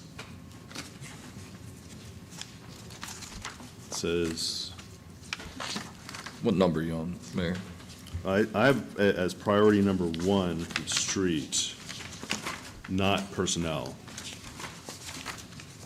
but also the first personnel. So maintenance worker 3, and then also priority 1, other expenditures, looks like this. Okay. So we have this bulk waste program that started in March, I believe. Somewhere around. And it was, Drew, you want to say something? No, I was just going to say it was a pilot program that the council wanted us, so we need the direction if you want to continue this program or modify it or do away with it. That's what I'm looking for, some kind of direction from the council. Because when we started this, How much have we spent on that? Do you have a rough idea? I think Kathy broke that down, or I don't Jody might have have been. I think what's in here is a proposed annual cost. I don't know how much we've actually spent to date, but they're proposing roughly $145,000 over the course of a full year. Yeah, and we've been doing that over the years when somebody dumps a Not yard debris. refrigerator. No, not yard, this is bulk waste, not yard debris. This is the washer, dryers, refrigerators, we're not going to. Yeah, that's what I'm talking about. If somebody dumps a washer and dryer on the right of way in the middle of the night, we've been doing it anyhow. That we have been, but this is a particular program where people actually put their bulk waste out. Have on they the been curb. doing that? Yes. Yeah. Yes. Oh, yeah. Yeah, I mean. So how long does it set out there before we can go get it? 2 days.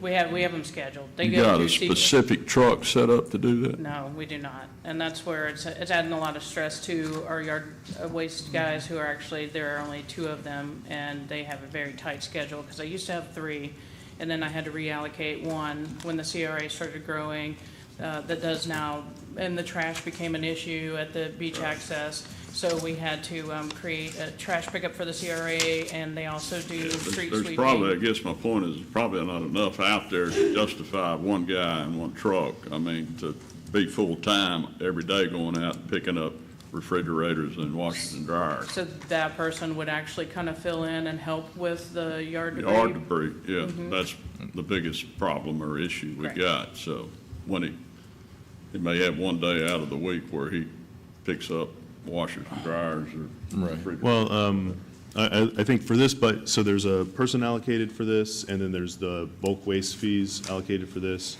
I think the overall program would be an additional cost, new cost of $145K a year. I think it was a good experiment, but it does seem like a permanent solution to kind of a transient problem. My suggestion would be to maybe keep the employee, but scale back the program to be a seasonal program, maybe after Christmas and spring cleaning, rather than saying, hey, we're going to do this all year, any time of year, within 2 days, we're going to pick up your washer dryer.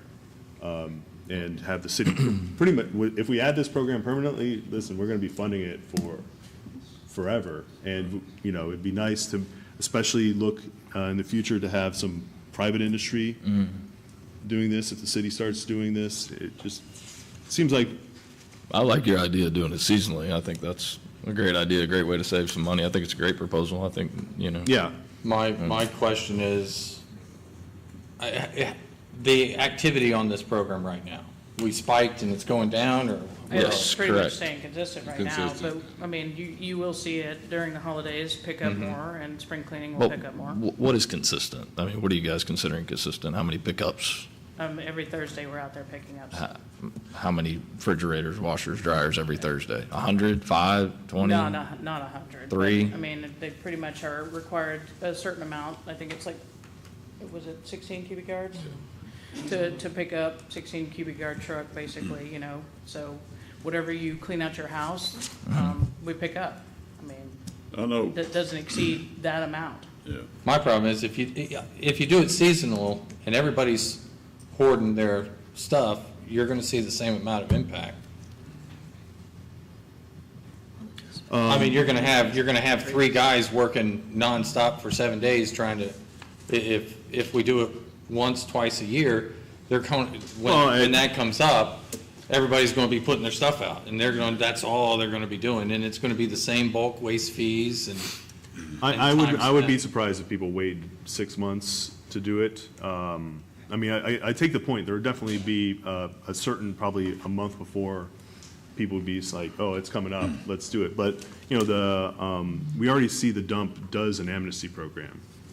And so kind of just riding on to this thing that citizens are already used to, the dump amnesty program, say, hey, when we see the dump doing a dump amnesty program, and then maybe on the holidays, you know, just try to trim this a little bit before it becomes a permanent service that, you know, in my opinion, the private sector should be doing this.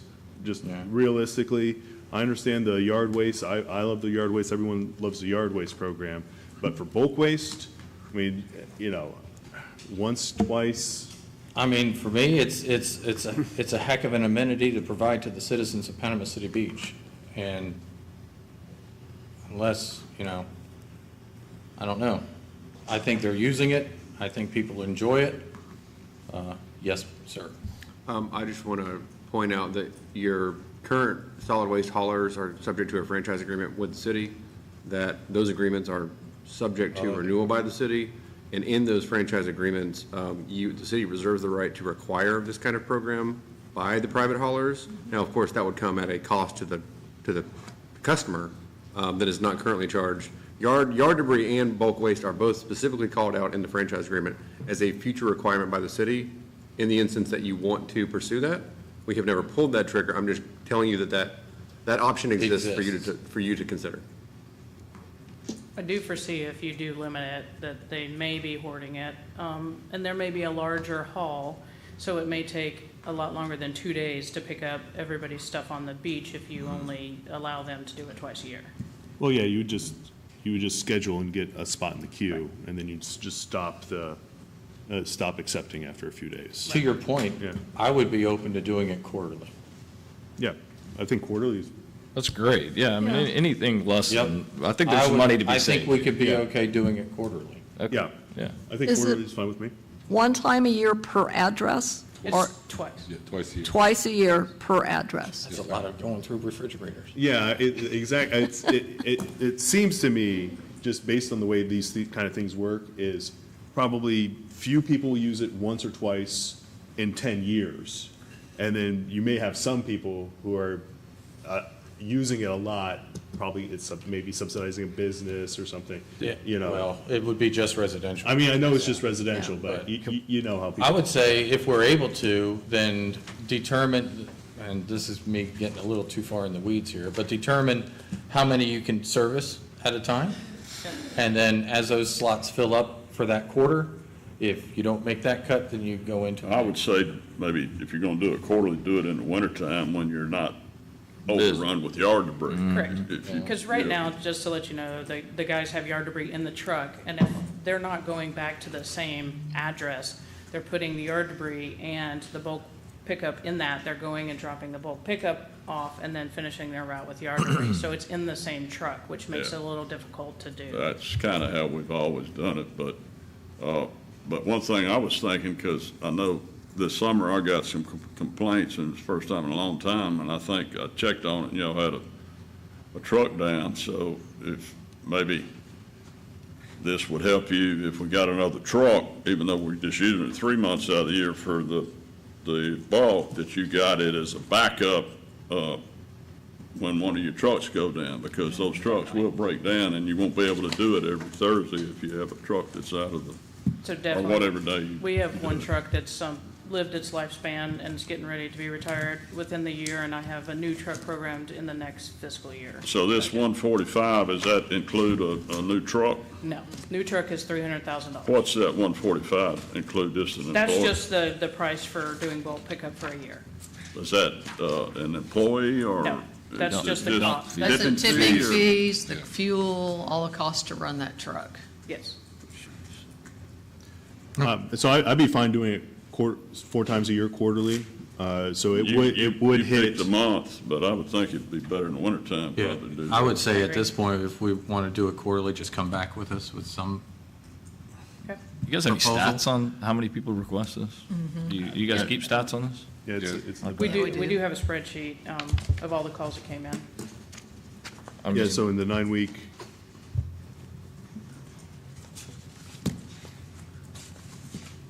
And as of right now, Mr. Davis, we don't have that in our agreement with the haulers. It's contemplated in the franchise agreement, but you have never required it of the haulers. So the city reserves the right to require it, but you have never actually required the haulers to provide that program to the residents. Okay. And it's only provided is if they want it at that time? I'd defer to the haulers on what they do currently. If they provide any of those programs currently, that would be based on their hauler's own business program that I can't speak to.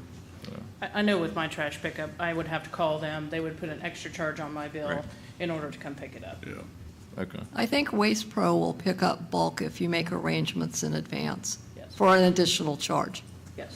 So that service is out there. I think this is a nice amenity that we can offer our residents. What does concern me a little bit is with short-term, with rentals and people moving in and out, and I see the kinds of messes that they live by the street, everything they don't want to take with them, so. Yeah. So would the council consider keeping the amenity but limiting it to 4 times a year? I think that's a good, And then apart from that, maybe it's worth, we don't have to do it here, reaching out and when the franchise agreements are at renewal, see what the additional costs would be. yes. And let's make it a pilot program for a year. I like, why not? There you go. Pilots everywhere. Okay. Well, if you don't, you can't take it back. Yeah. Okay, so. Even then, it's hard. Yeah, I mean, Exactly. these programs are sticky. These programs are sticky. So 4 times a year, Yeah. see what we're going to look at for the budget there. When you say 4 times, you mean 4 months or Quarterly, once a quarter. So once every 3 months. once every 3 months? Okay, I got you. So that once every 3 months would be for a week, or how long would it be? Well, it would depend on the I schedule. defer We to can you. handle that part, but it would depend on the schedule. And right now, it looks like we're averaging 33 pickups per week. So if we do it quarterly, you'd probably If you did it quarterly, that just keeps them from hoarding it for a year. Yeah, that's it. Yes, sir. So you may have a week quarterly, and you go pick up all of them up in a week. They would and then- schedule it quarterly through their app. That's what they've been doing. But I think we have a But we pretty, wouldn't be picking them up year-round, would we? No, Once just a every, quarter. say 1 week out of every 3 months. I got it. Yeah. But Okay. let's make sure we pick We're some good? slow months to do it. You guys need to not. They'll find that. Well, we're, And Okay, let's say 4 times a year then. Yeah, and find. And I agree with, 4 times a year, let's not say quarterly, 4 times a year, and then staff's discretion on how they want to schedule. and I agree with Councilwoman Coburn, let's do this as a pilot program for a year, see how it works, talk about it again next year. All right. Sounds great. All right. Okay, 4 times a year, Pilot program. We got it. pilot program, it's staff's discretion on how to do the scheduling, and great. We got it. Okay. And a haircut at 2 o'clock. Yeah. Okay. you can change that, you know. Yeah, especially just the administration overhead seems high. Is there anything else for this? Yes, sir. I have one more thing for the street department. If I can get a motion for the TPO for their 46,000, let me pull up the correct number for what the request is. $46,735 for the TPO contribution that we make every year. That's what they're requesting this year. Motion to approve. Second. Ms. Pizzoni, please call roll. Vice Mayor German. Yes, ma'am. Councilman Casto. Yes, ma'am. Councilmember Coburn. Yes. Councilman Register. Yes, ma'am. Mayor Tettemer. Yes, ma'am. Before we go on, I know we had a public comment. Ms. Deaton had talked to this council previously. This is when she could come in. I know we called for public comment earlier, but she had indicated that she wanted to come up and talk about this. Ms. Deaton? Hi. My name is Lori. I'm just here for the pets. I'm here to present a request for an allotment of funds to be set aside for the coming fiscal year. My intent for these funds is to begin the work of implementing an improved system of humane population control for the companion animals of Panama City Beach. I am asking for this council to demonstrate support for the PCB locals who are already committed to this cause. The numbers of stray and surrendered animals in our area have been steadily growing since 2018. With this increase comes more complaint calls, more conflicts among neighbors, more abuse and mistreatment. All of this amounting to a decrease in quality of life for our 2- and 4-legged residents. As our overall population continues to grow, so will this issue without a new plan in place. I am not an employee of Operation Spay-Bay. I am a volunteer who firmly believes that a partnership between this organization and each local municipality is currently our best shot at seeing a positive reversal of these trends. I am asking for a 1-year commitment from this council to supplement the cost of spay and neuter services for 1,000 cats of Panama City Beach. This service would be presented to our citizens in the form of reimbursement vouchers. In this way, the city would be empowering our local residents and independent rescues to take part in the solution. The suggested initial amount to achieve this initiative is $50,000. I would like to thank the council for the invitation to come and speak today. If you have any questions, I'll be happy to answer what I can. Okay, so, thank you, Ms. Deaton. Am I saying I that have name? one question. Is that saying, am I saying your name correct? Lori Deaton, yeah. Okay. Vice Mayor? How did you come up with 1,000? 1,000 animals. Mhm. So the vouchers would be, depending on whether you committed 40,000, the voucher would be for $40. If you committed 50,000, the voucher would be for $50. So a $50 voucher, helping out 1,000 animals, totals Right. $50,000. But if we did 500 at 40,000, then it even drastically more reduces it. I mean, I'm just trying to think, do we have 1,000 cats out Animals. here? Oh, yes, yes. Oh, we got more than 1,000 in my neighborhood. Yeah, so an adult cat in the springtime especially can have a new litter every 2 months. So any unfixed cat that you have out there, it extrapolates very quickly. Okay. So is this for feral cats, or is this It's- for individually owned pets? The idea here would be to not police that. Anyone who is willing to get an animal fixed, whether it's in their home or it's one that's out in the field, is going to help reduce the population in a humane way, rather than trapping, holding, and euthanizing. Our euthanasia rates are 3 times the average city. Thank you. I mean, you know, Is that, I'm sorry, is that just in the city, or is that That's countywide? that's countywide, excuse me, yep. So the euthanasia rate is close to 60% in our county. We are one of 6 municipalities that the county serves. The average is about 23%. So we don't know how many's actually on the island then? We don't have a breakdown, or I don't personally have a breakdown. I'm sure you could get that from animal control. We actually get that, we can get that number. Animal Control provides statistics to the building department of how many pets they pick up on the beach and how many of those are euthanized. you know, I know you've talked to several members of the council about this program. I don't want to narrowly legislate the program in the budget, but I would propose the council maybe just go allocate 40K and just for cats. And then we can decide the details of the program, if we want to do it, entirely, the entire $60 cost, if we want to do partial, how we want to allocate the vouchers, all that fun sausage making can happen some other time. There was also a suggestion for 50K, so 40 or 50K. I'm interested in what the council thinks about that. I'm okay with that, Mayor. Yeah, 40. 40, okay. 40. All right, so this would be in addition to, I'm told, the building department? Correct, it'd be the building department, protective. Okay. Oh, go, thank you, Mel. Okay. But yeah, I'd like to really get into it to see, because I mean, our issue is feral. The issue is feral. And I'd yeah, like to be able to try and narrow that down. Yeah. But who's covering the cost, the extra, if we pick up Well, a feral cat? That's kind of where my we'll get frame of there. thought is going, Yeah, is I not 1,000, but maybe 500, and it goes out to a zero cost. Yeah, but all that stuff Yeah. can happen after we allocate the money.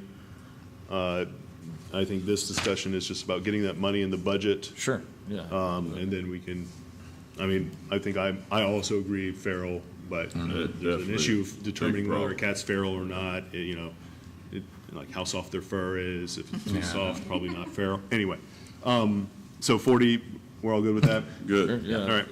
All right, thank you. Thank you, Ms. Dean. Thank you, Lori. Okay. Anything, and we were done with street. Is there anything else for street?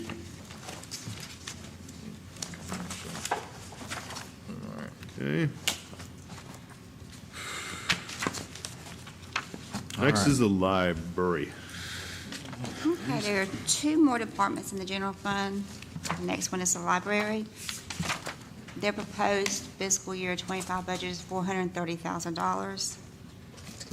They are requesting $100,000 in foundation repairs to the building.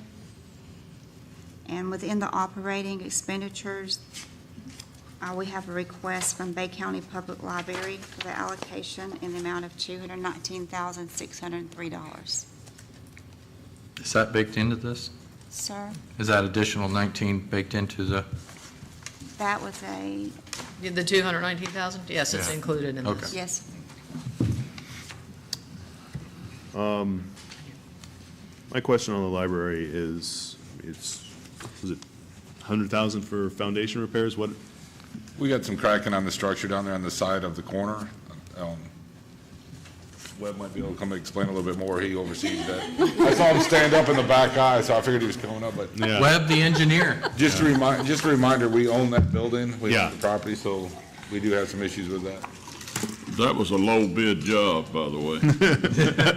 You're correct, it was. It really was. They were really low back during the recession.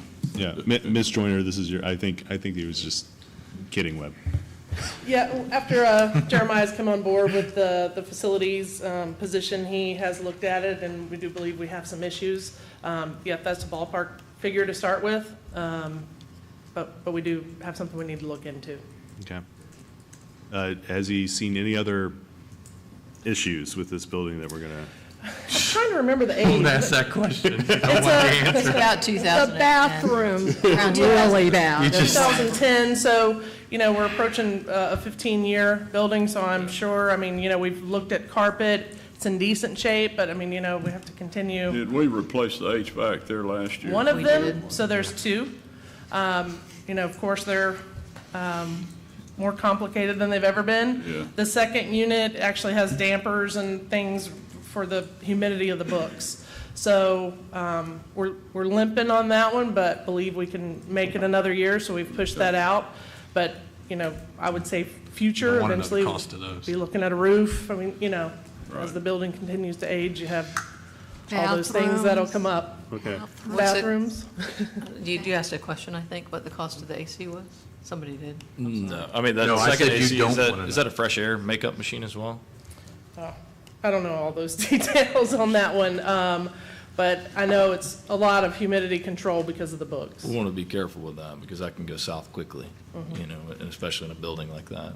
They need to With all shelve. the moisture that we have in our community, and that could be something, we don't want to ever have that system go out, create mold issues and other issues that we don't want to. And can, Yeah, we keep money in for repairs so that, Okay. would like to see us get through, and our Daikin has said that they believe we could probably limp through another year, but if something did happen, we would come back to you and ask.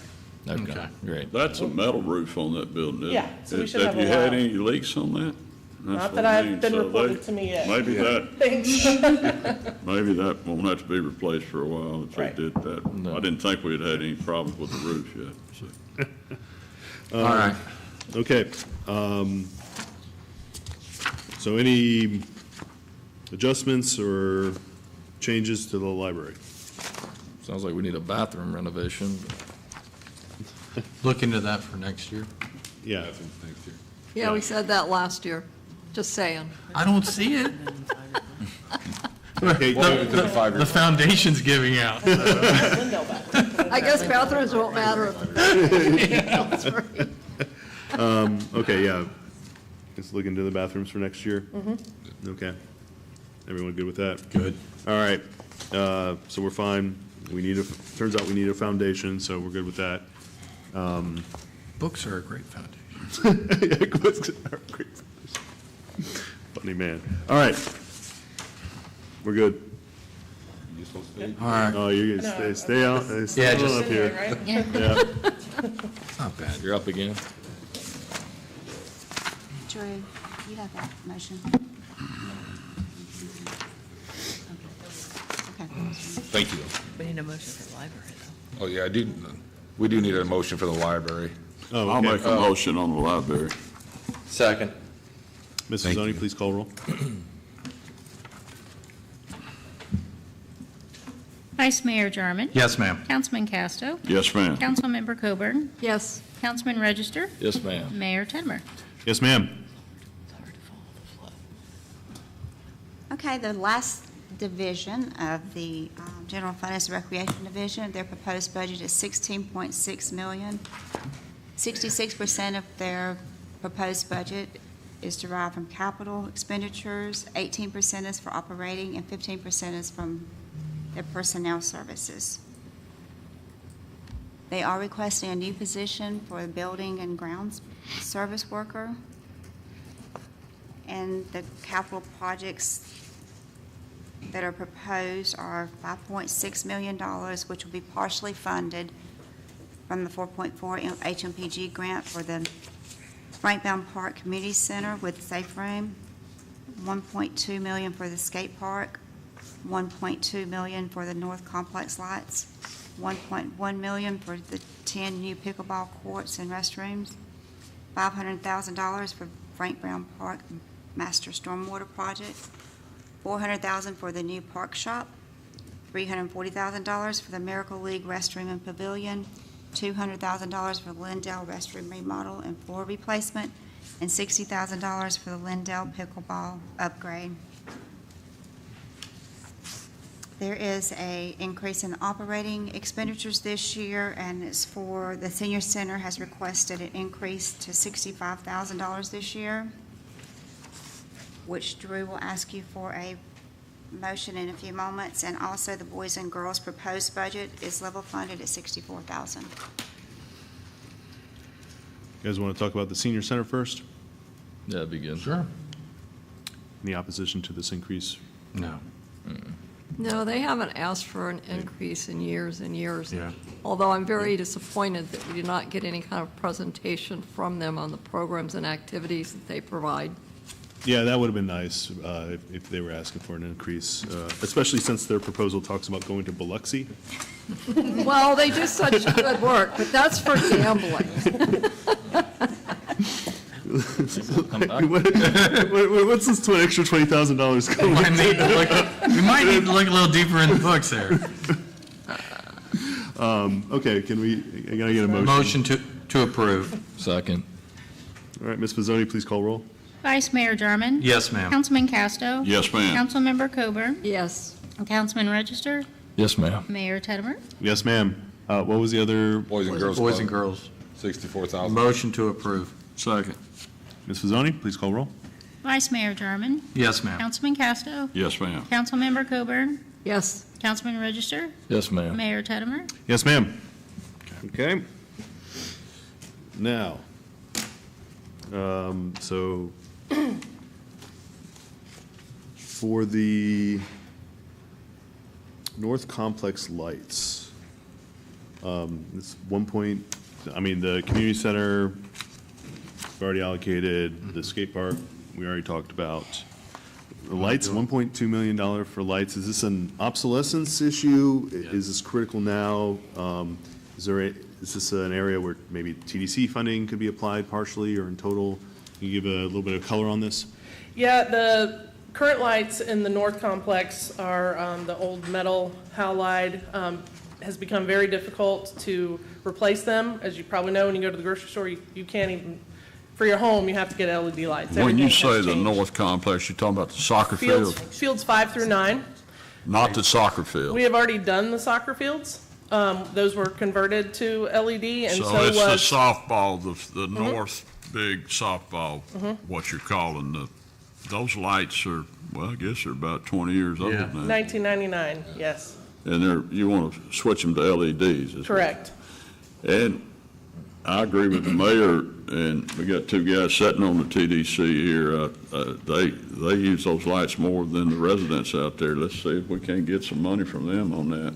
So It doesn't have to be this year. I mean, they're not dire straight that you got to have it this year. I mean, if they could, It's approaching it. When one fixture completely goes out, We've had to Band-Aid and put something that I is guess what I'm saying, mismatched if the TDC would come in and fund this next year, you could make it to next year, couldn't you? We're spending about 25,000 a year Band-Aiding, and we're running out of Band-Aids because they don't sell them Okay, anymore. I'm for not that. saying not do it, I'm just saying if they're 80% of the users of that ball field there, so. I am in talks right now about it. As soon as we get the bid back, an actual bid of what it's going to cost, then we'll see where we go with that, with the TDC. I've already, I think you'll be pleasantly jumped out on that. surprised, so. Awesome. So, I'm good with that. Yeah, so go forward with the bid, and then Yeah. if it's funded this year via the TDC, I mean, obviously, go for it, but it's what, no, I'm not 1.2 million for life. the entire 1.2 or whatever, Yeah, but, but we're gonna, I've already been sitting down with them. Okay. So, once we have a hard number, then we'll figure it out. Okay, so that would be a budget amendment then? Okay, so, go ahead. Do you want it a budget amendment, or can we leave the 1.2 as a? Leave it 1.2. And leave it there, and then what do we get from TDC we can put back in the general? Mm-hmm. Okay. That would be my thing. We have to put the whole cost in there Yeah. regardless of whether we get the money back from TDC or not. We would just augment revenue with any TDC money. And obviously, it's going to have to come to you guys to be bid out anyway. Yeah, Councilman Casto, are you okay with that? or I'm did you good wanna with push that. it I know 1 year? TDC, when I was on there, they were more open to capital improvements over there than they were like helping with personnel costs or something like that. Sure. So this is something that they would probably, Well, they at definitely, least participate with us on it, you know? they definitely seemed open to talking Right. about it once we got a hard And number. give them some time, you know, where they could budget it. Yeah. for- That's right. Okay, so we're keeping it in, but asking the TDC for money? Correct. Okay.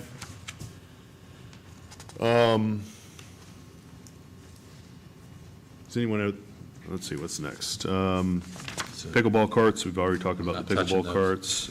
Yeah, we'll see. Well, I may stick my finger in a light socket here later on. Stormwater master plan, I think that sounds, we got to do that. For the park and maintenance shop, how severe is the problem now? There's something interesting about the schedule for funding. How does that break out? So we had put, I believe we had 200 in this past year. Very proud of our staff that we've been able to do some in-house. We had some very old, small pole barns. I mean, Paul knows that park shop is, those sheds and buildings are 40-plus years old. We do a lot of maintenance every year to keep the roof from leaking. Our mechanic, he doesn't have a lift inside because the roofs are not tall enough, so any equipment he works on, he's out in the elements, which of course is very limiting. So what we did in this last year's budget is we actually in-house removed some of the older pole barns that were not tall enough for equipment. My guys went in and put a massive one in at a very reasonable cost. I have a picture I can show you guys. Very proud of the work that they did in-house, and now we want to keep building on that in phases. We would like to also in-house come back with a project estimate that I believe, again, my guys could move the mechanic to the back while we move forward with a proposal of new metal buildings. Their current break room is a former school trailer that was low cost that we got 10 or 15 years ago when the school board was done with it. They've replaced the floor. I mean, we're aging and in indefinite need of the upgrades. Did you build the pole barn for less than 75,000? Yes. 100,000. All the pole 100, barns yeah. that we're buying this year are $100,000. We were less than 25. Don't tell. Sorry.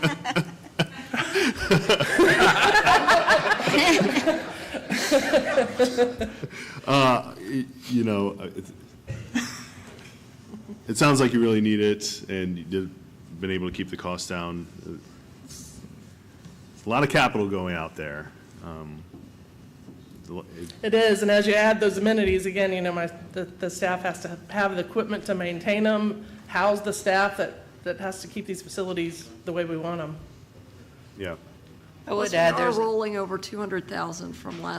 Yeah, that's what I was current trying to get her to say. Oh, sorry. yeah, there is a safety component to this as well, because she does have a lot of chemicals and flammable materials that right now probably aren't stored properly, and this will allow them to get that stuff the way it should be, which goes to Julie's risk management issues as well. So be a little bit more proactive. Makes sense. All right, what are the council's thoughts on this one? I mean, personally, you will not find a better sports facility in any city our size, anywhere else. I'll put it up against anything. That's right. And it's a heck of an amenity for us to have. And I'm always looking for ways to improve it, so. Yeah, I think particularly given the initiative your staff has done to take a lot of the work in-house and keep the costs down, I think that's a great They take a lot of pride in that. Yeah. Okay. All right. All right. Let's see, Miracle League Pavilion. Any thoughts on that? Oh, no, I'm all for that. It's a great, Yep. great program. The Lindell Center remodel and floor replacement. It's last priority this year. If we pushed it a year, would it be last priority next year? Depends on where the lights land. Yeah, again, it's an aging building. It's rented almost every weekend. We do senior programs there. The bathrooms are not accessible. I think that building was actually 84. So we're looking at a 40-year-old facility that has not had, we upgraded the ballroom floor, but it's aging and in need of it. It's embarrassing, and we do have a lot of events that the public uses that building for. And it's old, yeah. Yes. I agree with you. It is embarrassing. Yeah. Mhm. That's it. We should hold ourselves to a higher standard. Yeah. And I think you are planning on a coat of paint inside, for sure. Yeah, we're actually starting painting again, staff over there is painting the foyer, and we're redoing the office. Going to make that more efficient as well. So again, trying to do what we can in-house. But the big room, the other day I noticed too, the ceilings, I mean, we're going to need to shut down for at least a month or two and do a complete overhaul. Some of it we will try to do in-house, but these bigger things like the restroom remodel and floor replacement would be contracted. The restrooms would be remodeled to be accessible. Yes, Okay. that's very important. Yeah, absolutely. I may be in the minority here, but if you were to pick the Park Shop or the Lindell, which would you pick? Park shop. Can you tell us I how mean, much? it's hard to ask for those priorities because they're both very important, but, I mean, the safety with the, some of the park shops is very high priority. I think also, Cheryl, will you be able to complete every single one of these projects this year? No. I think we're going to see that some of this is going to roll. So, Yeah, I mean, I'm not too, I'm okay with this. Okay. All right. Everyone good with the? Good with it. A lot of construction. All right. Oh, yeah. Yeah, but I know it needs it. The question is always when. Yeah. I think Well, you're going to see this- something is going to roll in. This actually generates revenue, and Yeah. maybe you could Yeah, and we, talk about the revenue side here. yes, it's rented almost every weekend, whether it's a, wedding reception, homeowners meetings are very important. And we don't have a lot of indoor, and we really don't, I guess, have many other indoor facilities on the beach. So I would say almost every homeowners association uses us, rents it for their events, baby showers. It's something constantly. And, we would be looking now to block off a couple of months that we would stop rentals to get it done. It would be Yeah. a high priority. Yeah. Can't just keep renting and booking to pick a time block, so. So can we look at the fee schedule then if we're putting $200,000 into it and it is being rented? If it's rented every weekend, that sounds, amenities don't have to pay for themselves, but it's also nice to be fiscally conservative. So. Absolutely. Yeah, and we also have other programs in there. I mean, we have senior programs in the morning. We've been adding more and more programming. We have karate a couple nights a week, so there are other fees that Yeah. are generated from it too. It's not just the weekend rentals. Okay. So, yeah, I think it's worth, especially since we'll be giving it a dramatic facelift. I mean, the restrooms, the kitchen, the floors, look at the fee I schedule agree. for that. I agree with the mayor on the Parks and Rec. I know of no city that their Parks and Rec is paid for through Yeah. user fees. It's a quality of life issue, and we have one of the best quality of life issues in Frank Brown Park, for sure. Yeah, absolutely. Frank Brown Park's amazing, and you guys do a great job out there. So, everybody, and I'm for this too, bring back, take a look at the fee schedule, and then we'll, because there's a lot of fees everywhere, we probably I think want to we look at it. all the fees, Yeah. don't we? And we've Yeah. got that other study coming in as well. Okay. Will help us look at Because it. it's been 2? We did a fee update, I think, last year, early of last year. So we'll bring back, I don't think we did anything with the senior center and Lindell Center, so. Yeah, bring I something back. think, yeah, it makes sense, especially if we're putting money into it. Yep. Okay. All right. Here's where I'm gonna stick my finger in a light socket. For the Lindell pickleball lighting upgrade. Okay. If we're building 10 new pickleball courts, and those pickleball courts are right by a neighborhood. Adding additional lights means that neighborhood is going to hear pickleball later into the evening. Can we just get these pickleball courts, the 10 new ones we're spending 1.1, the city is spending $1.1 million on, and maybe push that out a year, see if that satisfies the pickleball demand? Well, they're going to be playing pickleball down there, whether you do the lights or not, because currently they're just using the crappy Parking lot. parking lot lights that really don't provide enough visibility for folks. Yeah, we advertise that it's only open until sunset, basically, because of it's not adequate. They use it, absolutely. They're still playing in the evening, so they are there regardless, but the lighting, we don't advertise it as being open. I just, I know that neighborhood. I do receive some complaints from that neighborhood with pickleball playing all day long and all that. Yeah, and so encouraging them to play later and later into the evening. Well, it's not like we're saying no. We all love pickleball up here. Yeah. We all love pickleball up here. We don't know 60,000 to do it either, so I Yeah. agree, maybe we should just wait. Well, pickleball and housing happened at kind of at the same time in that location. So it's kind of like if you rent adjacent to Frank Brown Park, you know there's going to be noise, you know there's going to be events. So I think we should do it. It's $60,000. We don't know it's 60,000 until we bid it out. That's just the estimate, maybe 120,000. Well, then we revisit it at that point. Well, I agree with pushing it because we're looking at building these new ones over there at Frank Brown and I'm not saying don't do it, but I'm saying push it for another year. And how long are we going to see, how long will it be before we see pickleball courts at Frank Brown Park ready to play on? We have to finish the stormwater study on the south portion first, and once that's done, then we can start the process of bidding it out. So we're Exactly. talking years. Probably Or a at least- year at Probably a least. year. Probably Year and a half, 2 Probably a years. year. Yes, I would ma'am. hope. I know that we had asked them to kind of push that area up high on the list for the Right. study, so. Could we use a portable light out there? They have lighting down there. It's just not adequate lighting. Yeah, keep in mind those were put in a parking lot.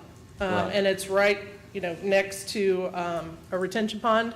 So on that backside, we've taken the existing parking lot lights and already modified them. So we're maxed out without running new power and a new pole. We've looked at solar, and it doesn't put out enough lumens at this point for what is truly safe playing lighting. I mean, Eventually, I hope they do with I'm solar, that would be great, but pulling it's it not out there if it yet. doesn't. Yeah, I mean, I would push this out a year. We have 10 more pickleball courts coming in this year. You know, if we put new lights there now, that's going to be forever through the evening.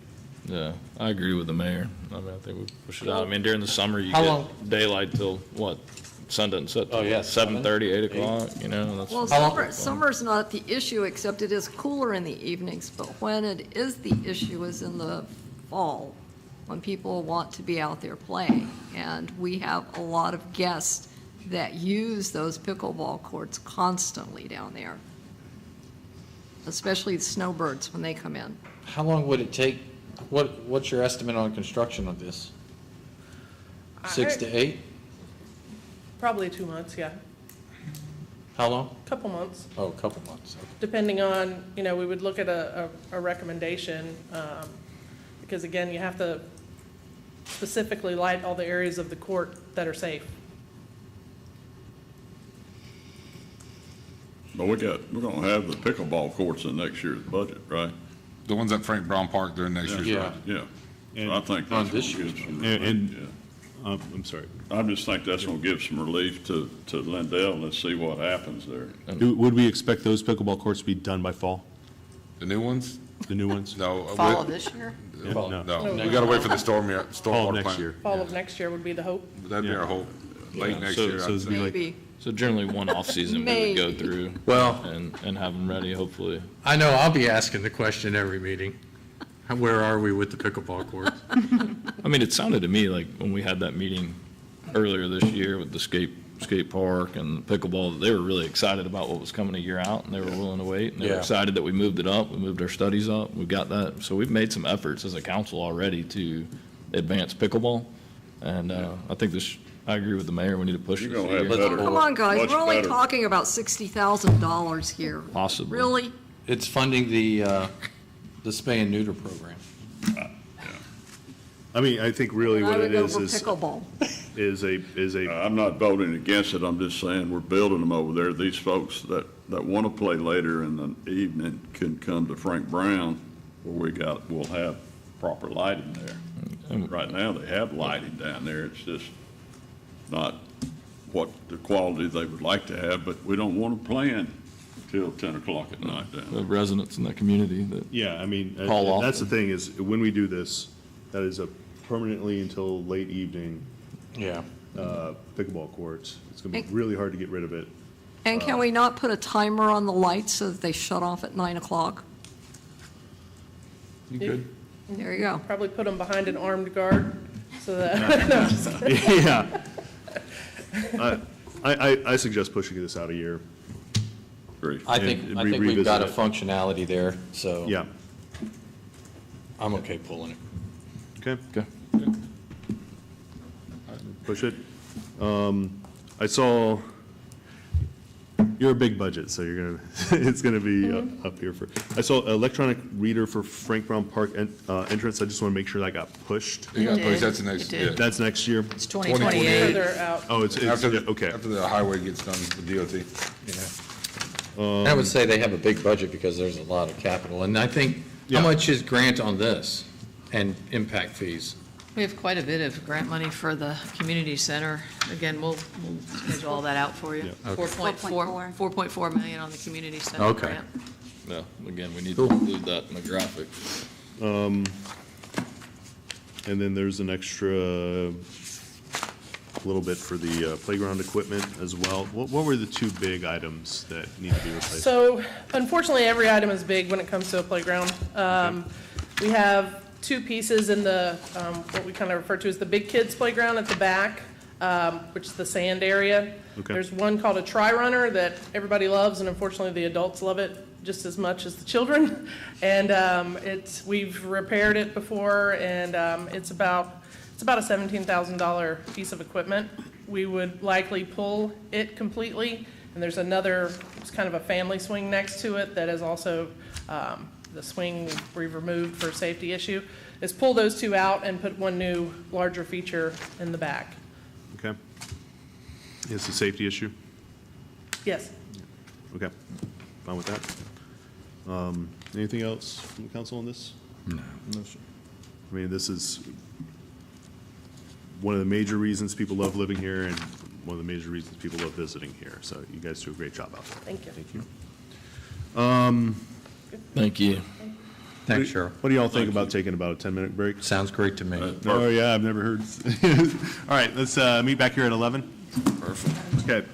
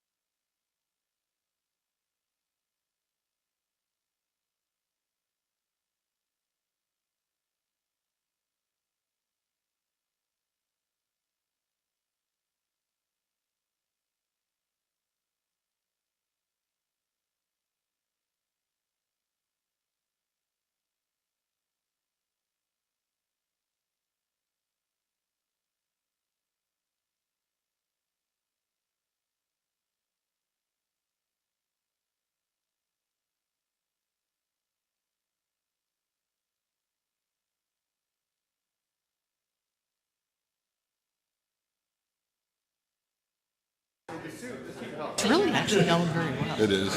I mean, it's long, but it's going well. There you go. Yeah, exactly. All right, it's 11. It never gets long. I don't know if I have to gavel this in. I don't think so. Yeah, it's just. All right, so let's get through the, Holly, if you'd be willing to summarize, or Drew or Sure. Holly, We'll if have you'd be Holly willing to summarize Okay, what we changed, get through revenue, get through the general fund, and then let's go eat. Okay. So I've got, and if I've missed something, if you'll chime in, in the admin department, we're moving the part-time admin position from part-time to full-time. We're adding 40,000 for the Citizens Academy. Street department, we're going to transfer $100,000 over the CRA for parking study. We're going to recost the bulk waste program to a 4 times a year pickup. And in protective inspections, we're adding 40K for the spay program. We'll bring back program details to you, specifics down the road. And then recreation, we were moving the pickleball light upgrade from fiscal year 25 to fiscal year 26. Those were the only monetary changes I had made notes on. Yeah. I think that's right. about it. That's what I Good. remember. Yeah. Okay. Okay. You need a motion or anything on No, that? nothing. Okay. Just make sure All we're on right, the same page. yep, that sounds good. We need to go over revenue to finish out. Yes, sir. So General we fund? did not prepare a slide for the revenue. I'm sorry.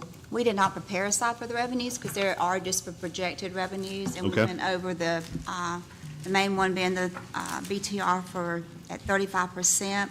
They are listed, we were very conservative in our approach this year with our revenues.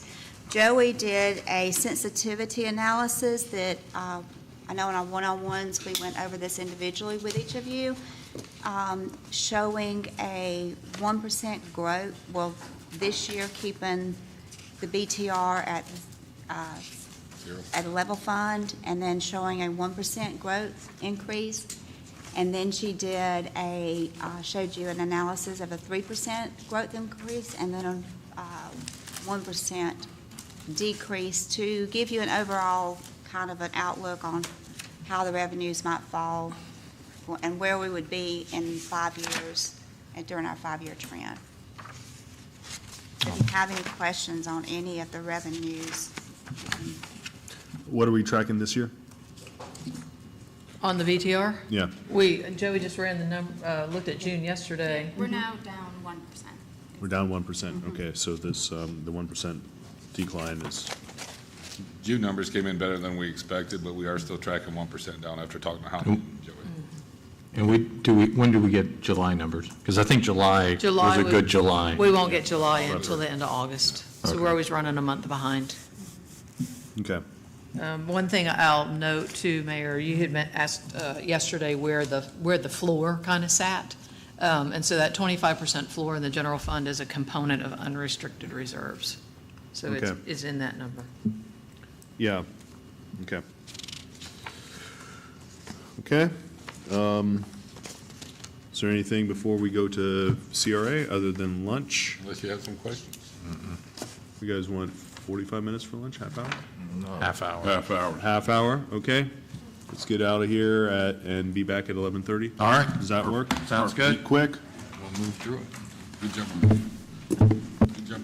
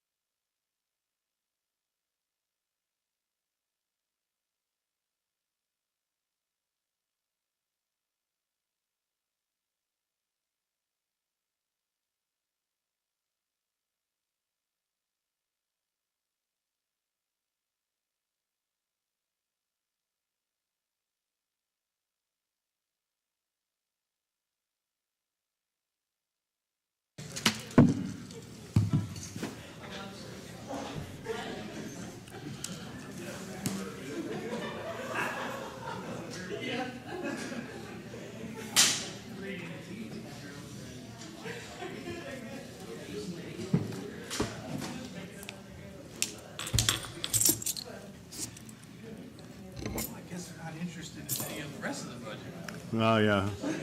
I could have made him wait to do the interview. I said we were going to get rid of this, anyway. Yeah. No, it's just, it's been a great experiment, nice pilot program. Okay.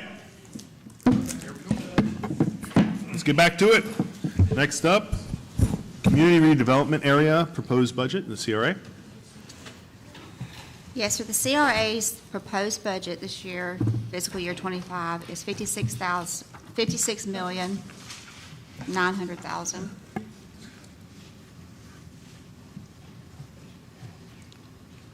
Of their proposed expenditure budget, there is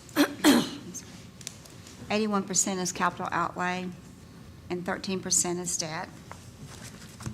They are requesting new positions for maintenance worker. Sorry, I left my packet back there. I'm sorry. When I was doing press, that was what I was trying to. Could you? I was like, where's my packet? I was like, I was doing press back there. Could you Yeah. pull the microphone closer? Yeah. Yeah. Thank you. Yeah. It was just making sure it was safe. Okay, sorry, Okay. go ahead. Within their operating budget, they have operating enhancements of $150,000 for paint striping on Churchwell and R. Jackson, $100,000 for pipe lining on segment 5, $72,000 for lighting upgrades on Powell Adams, and $63,000 for landscape contract for segment 3. They also have many capital outlay projects, $3 million for Front Beach Road segment 3, $29.9 million for segment 4.1 and 4.2, and $3.4 million for segment 4.3. The two projects I just mentioned, they are multi-year projects, and they are funded partially by a $9 million HMPG grant for the undergrounding utilities for the 4.1 and 4.2 project. And the 4.3 project is funded by $6 million, or partially funded by a $6 million HMPG grant for the underground utilities. The other projects are $3.4 million for Powell Adams, $3.1 million for Hills Road, $1.3 million for Nautilus Street, $1.2 million for Al Coleman, and $1.1 million for the crosswalk segment 1 and 5. Their CRA's projected revenue budget is 68% is derived from TIF, 32% of their budget is derived from grants, and 3% is from their assessments. Okay. All right. I notice Front Beach Road Segment 3 ends in FY '25. That is certainly our goal. Okay. I had a question on the crosswalks. What's the plan for the crosswalks on segments 1 and 5? Yeah, so we originally had Gordermaller Engineering look at those crosswalks on 5. They came back and they put some crosswalks in that have the flashing beacons and some that do not. Now we kind of want to revisit and see if we need some upgrades in segment 5, as well as revisit segment 1 to make sure that we are where we need to be with the crosswalks in segment 1. Okay, so the flashing beacons are the signs on the side? Correct. And then striping? Correct. And some of those crosswalks in segment 5 only have just the signs, no flashing beacons whatsoever, and just the striping. Okay. How many crosswalks are you estimating in this? And I know in segment 5 there are 9. I did not count them in segment 1. I know, I'm a huge proponent of the flashing lights at Yeah. crosswalks. I will say down on the east end, and I know the county's aware of it because they've had several pedestrians hit because they got like 100 feet in some areas where they didn't put the crosswalk, where they had a safety zone in the middle. And I'll make sure that, especially on our new segments, that you don't have that, because a lot of people, those flashing lights, that doesn't stop their attention, and people feel safe once they push the button that they're going to walk across there. So I think you told me, Scott, most of ours, we've got a safety zone in the middle there. The intention is to have some advanced warning for the crosswalks. Another thing that we're investigating is there are certainly state fines for violating crosswalks, so adding those. Yeah, I'm just saying, are we going to have an island in the middle where it breaks it up? Yeah, We'll landing have pad. 100 feet I apologize. being out there in the middle. Yes, sir. So all of our crosswalks do have a refuge area and a median Right. in the middle. That is a part of the CRA design. That was my question. Thank you. And they're also designed to be angled so that whichever direction you're going, when you hit that landing pad, you're facing the direction of oncoming traffic, correct? Yes, that is correct for all of our crosswalks in the CRA. And the Good great deal. news is we have an employee that actually is able to go out and repair any of the flashing beacons that need repairing. He is qualified to do that. So in this fiscal year, we'll be starting construction on 4142, 43. The 4.3 is advanced funding for the final right-of-way, so most of that in there is to fund the right-of-way acquisition that still needs to be done on segment 4.3. Is that also the case for Pal Adams, or is Pal Adams going to start? Powell Adams, the right-of-way is complete. The intent for this money is we do have a modification of the design on Powell Adams that's necessary. We intend to complete that this fiscal year. The construction of Powell Adams will be concurrent with the 4142 project. Okay, well, what's the modification? We need to update the plans. The plans are about 10 years old, and so we have an engineer that will be procured to validate, verify the stormwater, make sure that the plans are up to date. All the utility accommodations need to be updated for that project. Okay, so, and that's the entire 3.4 is going to be the design, or we're going to start construction? Some of that's intended for construction. We would expect it'll probably roll into fiscal '26. Okay. And Hills Road, we're, For Hills Road, Nautilus, and Alf Coleman, those are all design projects, so the intent for those is to begin the design process. Those projects are programmed in the out years of the CRA program, so they're in, well, starting anywhere between probably 2030 and 2032.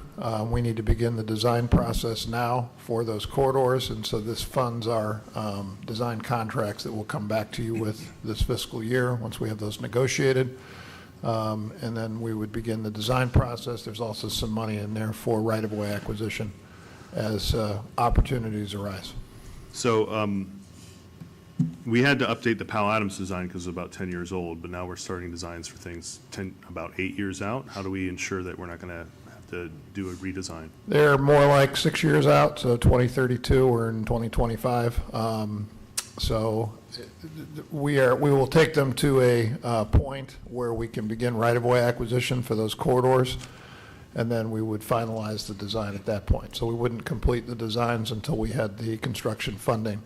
But the plans do need to be prepared and studies done, looking at pond siting, looking at floodplain compensation areas, wetland mitigation.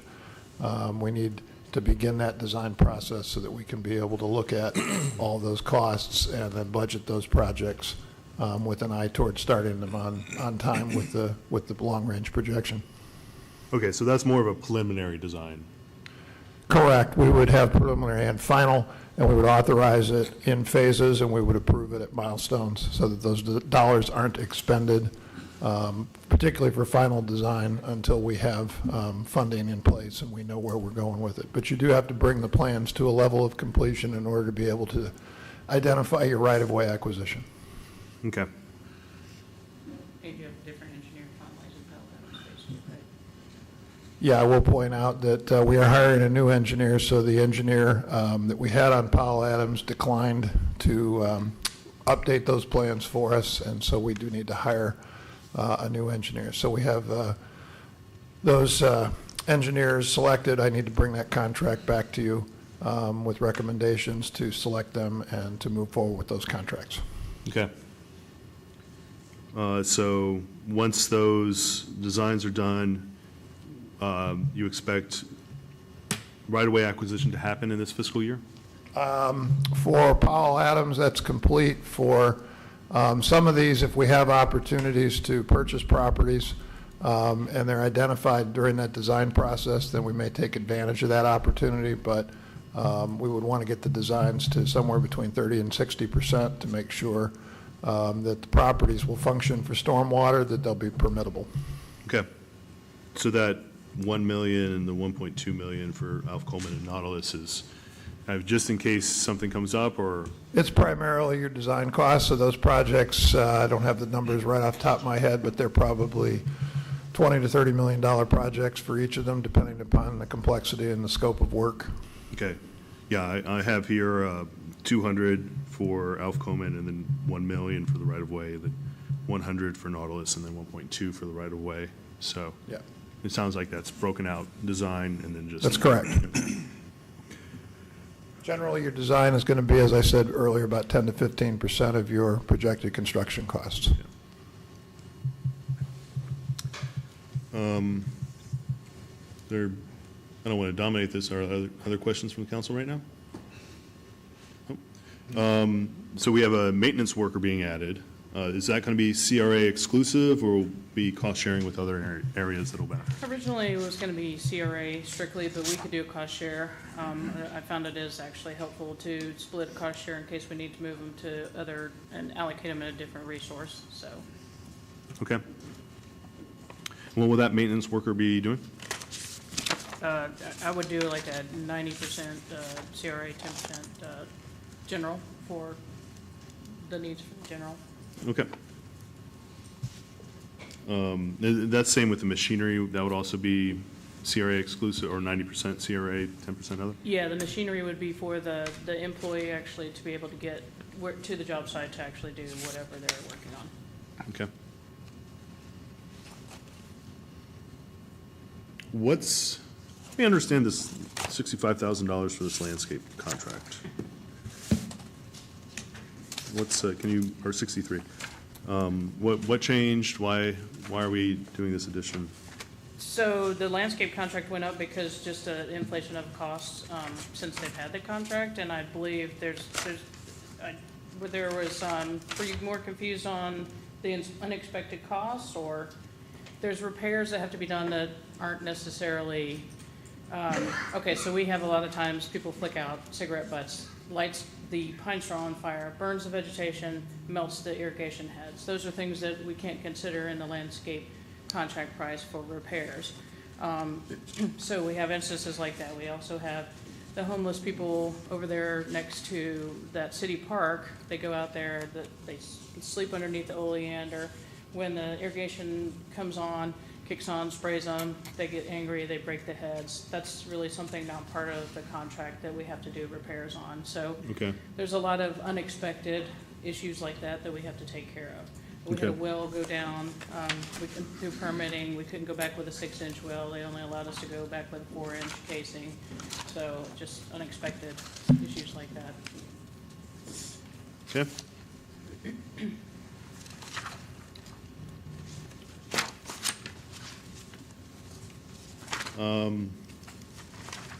I noticed, and this is just kind of inside baseball, I guess, we have a lot in CIP Other, 6590. Can you speak to that? Yeah, it's our capital improvements and other. It's broken into 3 different areas.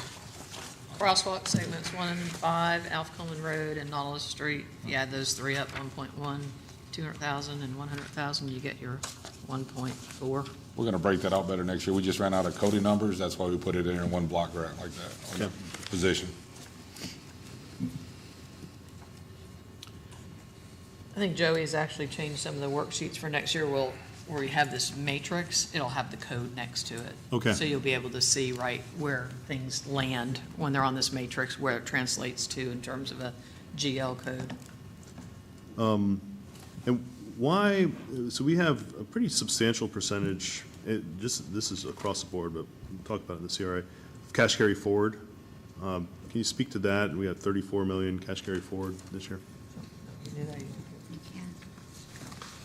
That's cash carry forward, the restricted TIF, that's the largest one. So most of the time, it's timing. Okay. So if the budget is only an estimate. So you have two different components typically that impact it. Either, your revenue and your expenditures are never going to come in exactly what your budget was. So those differences, those deltas impact your cash carry forward. And then the bigger component is just the timing of the capital projects, because we do our best. The budgets are cash basis, and they do their best to try to estimate when things are going to get paid. Yeah. But all it takes is one big contractor draw coming in and being paid 2 weeks later than you expected, and it's in 1 year versus another. So if those CIP costs are down, then your cash carry forward is up. So that's what typically happens, is we'll overshoot the mark on the capital outlay in the earlier year because we don't want to be short. We end up shifting those costs to the following year, and it drives your cash carry forward up. Okay.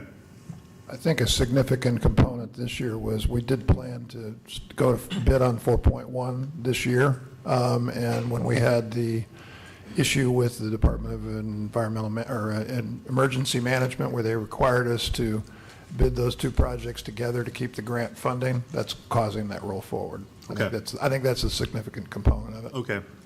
Yeah, because those are significant projects. I mean, that's a $30 million project this year. Okay, that tracks. For the pipelining in segment 5, can you speak to that a little bit? The $100,000 pipeline. That's kind of a joint. So when the segment 5 was transferred with 3 and 5, there was $5 million for resurfacing and any stormwater needs. At that time, we didn't need resurfacing. There were no stormwater concerns, so that money went to Al Coleman build. So now, a couple of years down the road, we now have 3 locations where the pipe seems to be sucking sand, and it's kind of caving or creating a little depression in the middle of the road that we need to go in. And the guys actually went through the pipe. We found where the problems are, and so now I'm trying to coordinate with a pipe spraying, pipe lining company to come out and actually line those pipes so that we don't have that problem anymore. And then in-house, we can cut out that area and repave it since we have paving equipment. Okay.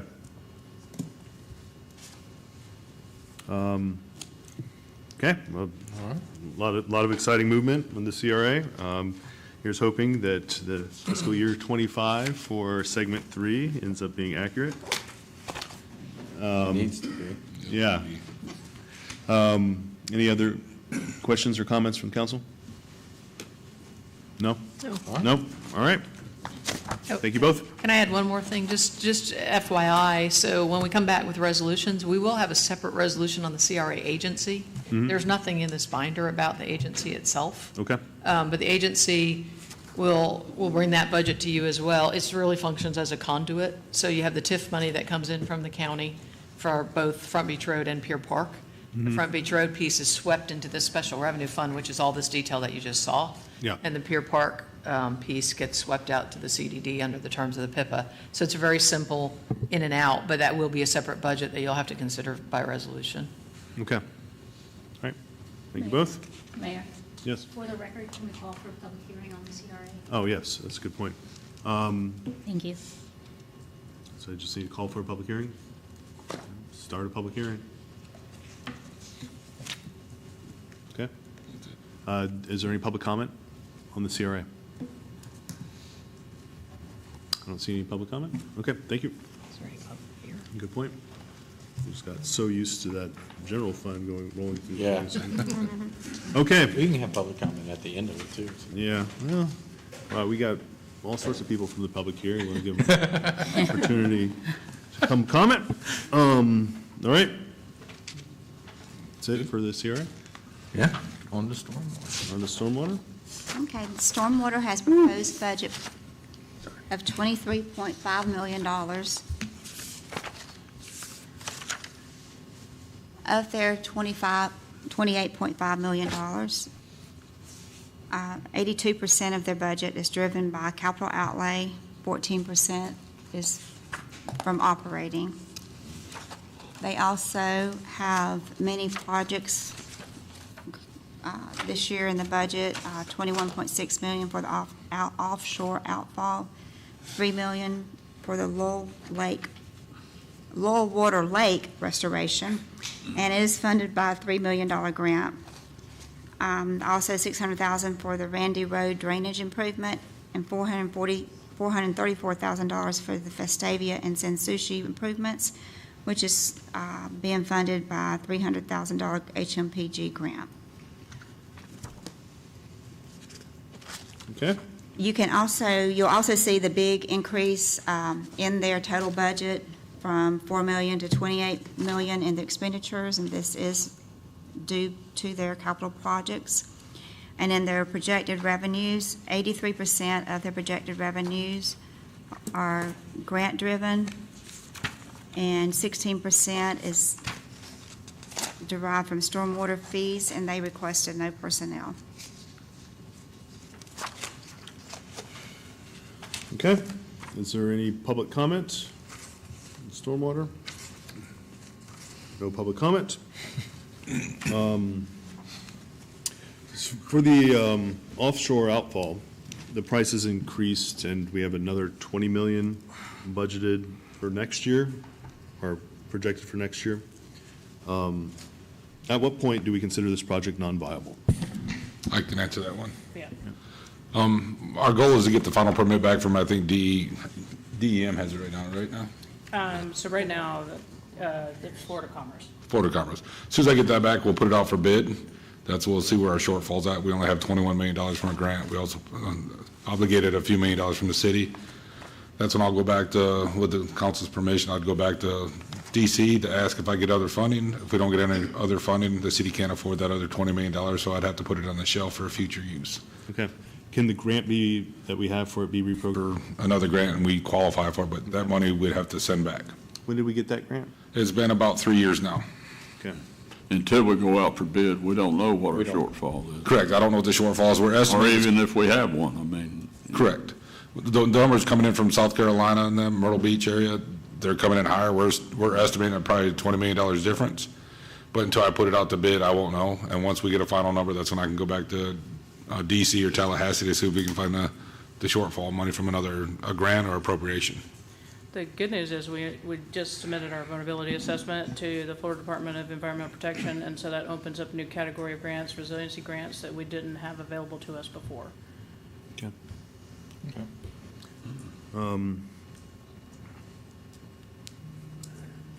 We excited for the Low Water Lake project. That's, I know that's been a long time coming. I think we're at third sample? This will be our third sample that's being approved by council this coming Thursday. Okay. I think that those Randy Road improvements are really looking pretty good. They would be very happy. Is there anything else, council, on this one? No, sir. Okay, no changes. Anything else? Next is utility.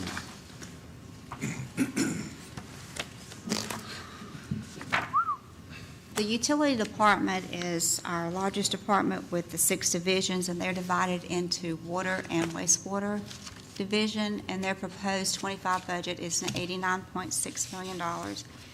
We'll break out the 2 divisions from water and wastewater. The water proposed budget is $38.1 million. 38% is from operating expenditures, 50% is capital outlay, and only 12% is for personnel.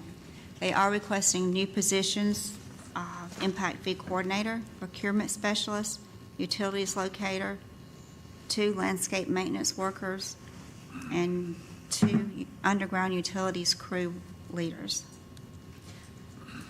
The water department has many capital projects going on from between this year and out several years. Some of the bigger ones is the $6 million McKelvey ground storage pump station and tanks, $2.3 million for the water main relocations, $2.2 million for the new utilities admin and support building, $2.1 million for the automated water reading, $1.5 for the West Laird transmission mains, The other divisions or other projects are the Bidawee subdivision, West End ground storage, and the Philip Griffiths Senior Parkway water transmission main. I can't speak on any of these. We'll let Mark come up and answer any questions. Okay. Mayor, before Mark speaks, can I just remind the public, I know you're all aware, because I bring it up every time, but Mark's department, the utility department, they control the whole island, not just our city limits. It goes from the West Bay Bridge, the Hathaway Bridge, up to the Inlet Bridge. So they're the entire island, not just our city limits. Some people get confused about the amount of money we put in their budget, but they control all of our utilities on this island. Okay. Thank you. And before I forget, if there's any public comment? No public comment? Okay. Mr. Schaefer, can you speak to some of these projects? Yeah, let me go back to our budget. First of all, the operating percentage may look a little bit high to you, but that includes the water we buy wholesale from Bay County, which is about $10 million a year, just on that one item alone. And then as a department, we purchase about $1.7 million a year in electricity. That is primarily used at the wastewater treatment facility. So you want me to walk through each capital project? Yeah, certainly the big ticket items. Okay, the McKelvey ground storage tanks and pumping station is an addition to our existing tanks there at McKelvey on the east end of our system. The county has come to us and said they're reaching the hydraulic capacity of how much water they can send to us through that eastern input underneath the St. Andrews Bay. And so it's up to us to improve help ourselves a little bit here and store more water to offset that limitation. So the city has purchased property from the county, the old Pete Edwards Field facility, roughly the east half of that, for 2 additional ground storage tanks, very similar in size and appearance to those on the West Bay pump station there at 79 before you go over the bridge, right on your right-hand side. What size are those, Mark? Those are 7 million gallon tanks. So when they finish those 7 million, what will our storage capacity be there? You will have 7 plus 11, so you'll be at 18 million gallons at that one. And during the summertime, that would last us how long? That would be almost a day's demand. This past 4th of July, we were at 19 million gallons. 19? A little over 19. So you got a day's storage there. But that's half of our storage. We're also developing additional storage on the west end of our system as well. And there is the western input. That is not as limited hydraulically as the eastern input. So plus it's dual pipes under the intercoastal waterway. So basically, it's not necessarily a supply issue, it's a distribution issue. Right. Getting it over to the eastern end of our system, and these 2 tanks on the east end would provide that supplemental storage we need to allow the. And we also have plans to do more water storage on the far west end. Yeah, we're in discussions with St. Joe right now for some Good. property off of Side Camp, and then possibly another facility on the extreme west end in the Wild Heron area. Very good, thank you. So the McKelvey project looks like it's going to be about 20 million? That's if you built both tanks, and there is we may not need it initially to construct both tanks, but there is some economy of scale because of the specialized contractor that comes in to build those. We plan on bidding them both as an alternate, and then the council can decide if it makes sense economically to go ahead and build the second tank or just delay that expenditure. Okay, so the 6 million, when would the council make that decision? We got 6 million this year, 8 million next year? Once we have bids. 8.7? Yeah. Okay. All right. What about the water main relocations? A lot of the water main relocations are being driven by our roadway improvements projects. It's basically moving them out from under the proposed pavement and getting them out toward the limits of the right-of-way. So that's driven by the 3 DOT projects on Back Beach and the CRAs. Okay. So that's all on the utility fund to pay for? Where they're being upsized in some cases, impact fees can help offset that because we're building capacity for new growth. Okay. What about the admin and support building? That is a new facility being developed at the wastewater treatment plant number 2 site in the city's Commerce Park. It's going to house the underground utilities division as well as the lift station division, and it'll free up space at the North Gulf Boulevard facility for Public Works. Is that that going to be completed this year? I'm trying to. No, we'll be going out for bid. I've got 95% You tried to level. fit it all on one page. Maybe, Oh, I know. maybe just for next year, maybe go to 2 pages. Yeah. You know, I have decent eyesight, but. The amount of projects he has, it's staggering. They actually, I've got kind of the ones that I use for my copy, which is their large scale. By project, I give you copies of these as well. So, they're larger format prints, and they're color coded with timing on each one, so if you like, I can give you those as well. Okay. So how long is that project? Because I'm having trouble scanning. We're about 95% level design documents, Yeah. getting ready to go out for bids. So that's going to spill over, obviously, into fiscal year '25. Okay. And the actual capital cost will be probably split between fiscal year '25 and '26. Okay. And for the automated water meeting? Yeah. Water? Automated water meter reading. Yeah, AMR, we call it. That is actually, the meters that we've been installing in our system have the capability of remotely transmitting their values to a central collection point. This program will allow us to collect all the data real-time from our water meters and avoid the cost and time required for a meter reader to go out and use the touch read on each of those devices. So it'll eliminate that need, as well as the amount of driving time our personnel are having to put in to go read meters every time. We can get them real time. Someone can walk in the door and say, you know, what's my current water going through my meter? And I can tell you, you know, exactly what it is at that point in time. So they've worked the bugs out on that, I know. Yes. Yeah, Is it gonna be radio or It'll be radio. cable underground? or It'll be radio. There was some problems with our large condos and stuff where some of the signals wouldn't get through the buildings and stuff. Right.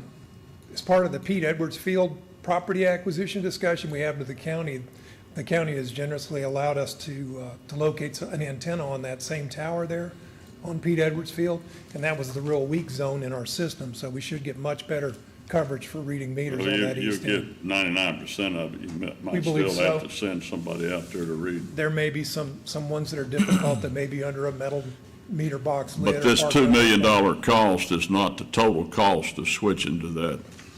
It is, the majority of it's going, well, it's shared between water and wastewater, but the majority of it's in water, 70% of it's in the water side. So you will still keep some meter readers if they have to go out Oh, yeah. areas that, There'll always be a need for going out and physically touching a meter to repair a. but most, 90-something% of them, you can just do it from the office. Yes. Okay. And it'll come with a real nice customer portal that they can, individual users can monitor what their usage is. They can set up alerts if it goes over some value, or if the flow picks up instantaneously, like it's, like indicating a break in their house or something's a nuisance. But you're not going to have to switch out all the meters like we initially were going 2 years ago. No, the units that we're putting in and have been for several years now are all AMR compatible. There may That's be why some, the cost has come down. We've already done a lot of the work then. most utilities are in automated meter reading by now, by our size, so we're coming late, but by choice. We wanted the opportunity for a lot of the bugs to get worked out of the system and Right. become more common practice. That's all. Thank you, Mark. You have 2 landscape maintenance workers? Yes. Because we're having trouble reading meters. Do we need those if we have this project? In some cases, I mean, there'll always be a need to access a water meter. And in some cases, we're finding there's areas that are getting very overgrown that we can't even access to repair or replace a meter. So the target duties of those personnel are to help not only the meter readers in keeping, difficult to access meters cleared, but also free up time for our lift station group. They're going to be helping maintain the landscaping stuff on our lift station sites, so our lift station mechanics can focus on what they do best, which is maintaining pumps and control systems, and these landscapers can focus on what they do. Okay. So it's sort of a split responsibility between meter reading and lift stations. So even though we're going automated meter reading, we need people to, I mean, this is basically clearing county right away. Is that accurate? Very limited areas. We're not going to be doing large swaths. It's just Yeah. enough for our people to get access in there to get to a meter if it needs to be replaced or so forth. They're also going to maintain the 180-some lift station sites, and so Right. then his lift station technical people won't have to do that. So we'll Okay. have better use of their time. Exactly. So you're requesting 11 new positions? Yes, sir. So they'd be coming in on Feb. 1st. February 1st, yes, sir. Yeah, and so the next year, we're gonna see a 50% jump in Yep. personnel budget from these 11. Okay, can you talk through the West Laird transmission mains? Sure, that West Third transmission lane, mains, that is a earmarked amount for upsizing the water mains that St. Joe has planned for extending Philip Griffiths Parkway westward. So as part of a cooperative effort with St. Joe, if they only need a certain size water main to meet their development needs, the city would pay the difference to upsize that line to benefit the entire west end of our system. So that's what that amount is earmarked for. Okay, so St. Joe's covering For essentially the example, dominant yeah. amount of the costs, and we're covering the difference in the Exactly. size. Exactly. So, for instance, if they need a 16-inch water main to serve their development needs, and our modeling and system demands indicate we really need a 24-inch main to meet all of our customer needs on the west end, we would pay the difference between the 16 and the 24. Okay. Seems like a great savings. Sir, for the Bidawee main replacements, is that the project that's been having trouble being bid previously? That we've bid it twice now and not been able to get bidders to Yep. bid on it. So what's different this time? We're going to be modifying the scope a little bit to break it up into parts possibly and allow the council to choose if they want to do just subparts of it. Or also there's a little bit of a sewer improvement component in there. We've had some manholes that are settling on Nautilus. Those would be included in the overall project as well. So it could be scaled up to include those items, or it can be partitioned into smaller projects. Okay. Why is it so difficult to get bidders? Just the current bidding environment, there's so many large projects and they're high return projects. Contractors prefer to work in very uncongested areas because they can get high production rates, installing a water main, for instance. But in that setting, because it's highly developed, production rates are very slow, and it's not as, the money isn't as easy, to be honest with you. That location is deep too, isn't it? It's deep, and there's a big fiber optic Oh, yeah. on communication Yeah, there's a fiber thing. corridor in there on the south end of it. So that's a slow going around that fiber optic. Nautilus. Whatever we can do to get that Mill Hole Road. Yeah, Mill Coal's rough. Yeah, I know you guys have been patching it. But you patch it and a month later, and it's still sinking. Okay. Any other questions on these capital projects? No. Weston Tank or the transmission line 79 to Nautilus? How far out, I know we've spoke a little bit, we've been able to extend out that, oh, never mind, next talk. Wastewater? Next talk. Okay. Okay. So, I'm good. Is this the one with the impact fee coordinator, or is that next? Yes, that one, this This one. water is the impact fee coordinator, but they're collecting fees for both water and wastewater. So, let me get to that. Based on your calculation, the average time per request will go down from 22 days to 20 days? Well, it's kind of hard to pinpoint. A lot of our development demands are kind of driven by interest rates. So you'll see these spikes as the interest rates drop. Or if it's St. Joe or some of the large developers in our area where they're releasing a 200 or 300 unit subdivision, you'll see the workload do this. So what it does do is it frees up engineering time. Right now, we're having engineers do a lot of the impact fee calculations, and it's basically an accounting function. Okay. You're counting fixtures and assigning fixture unit values and calculating what the applicable fees are. So that's what that graph you asked me about, showing the inverse relationship. It's basically saying we're tying up engineering capacity, dealing with something that's an accounting function. Yeah, the blue and orange graph on the next page. Okay. For the lift station superintendent, do we have much overtime? Is that, do we have much overtime? The lift station, we do have quite a bit of overtime. A lot of it is driven by, we're doing the the DOT projects. Yeah. And that requires us to shut down key lift stations so that they can install lines or cut in fittings or move the lines. So we have to send operators out to basically monitor those stations for level and be able to take action if it begins rising. Okay. So what's gonna be the benefit of this superintendent? Each division in my department has a superintendent except the lift station group. And historically, the lift station group has been a fairly small group, roughly 7 guys. Now it's 11 positions. How many lift stations do you We have 170 and counting. 70, okay. That was 120, wow. Okay, sorry, go ahead. Each time there's a new development, we typically get a lift station donated to the city that becomes our responsibility to operate and maintain. That's very generous of this. It's kind of like getting a horse. It's a Donating gift. ongoing costs. It's a free horse, right? Yeah. I think we need a transfer So fee. we're now up to Exactly, exactly. We used to, in software, have a difference between getting a free beer and a free puppy, and that's getting a free puppy. So anyway, that's the only division within my department that does not have a superintendent, which the superintendent kind of is the 10,000-foot level, does the long-term planning, makes sure Okay. the resources are there and so forth. And we also, it's a very flat group right now. We just have a supervisor and everybody else is a maintenance mechanic. So what we would like to do is have a better career path for that group, as well as have a succession plan for, in the event the current supervisor changes jobs or whatever, we have someone that's been doing some of those functions and things as the supervisor, as a backup.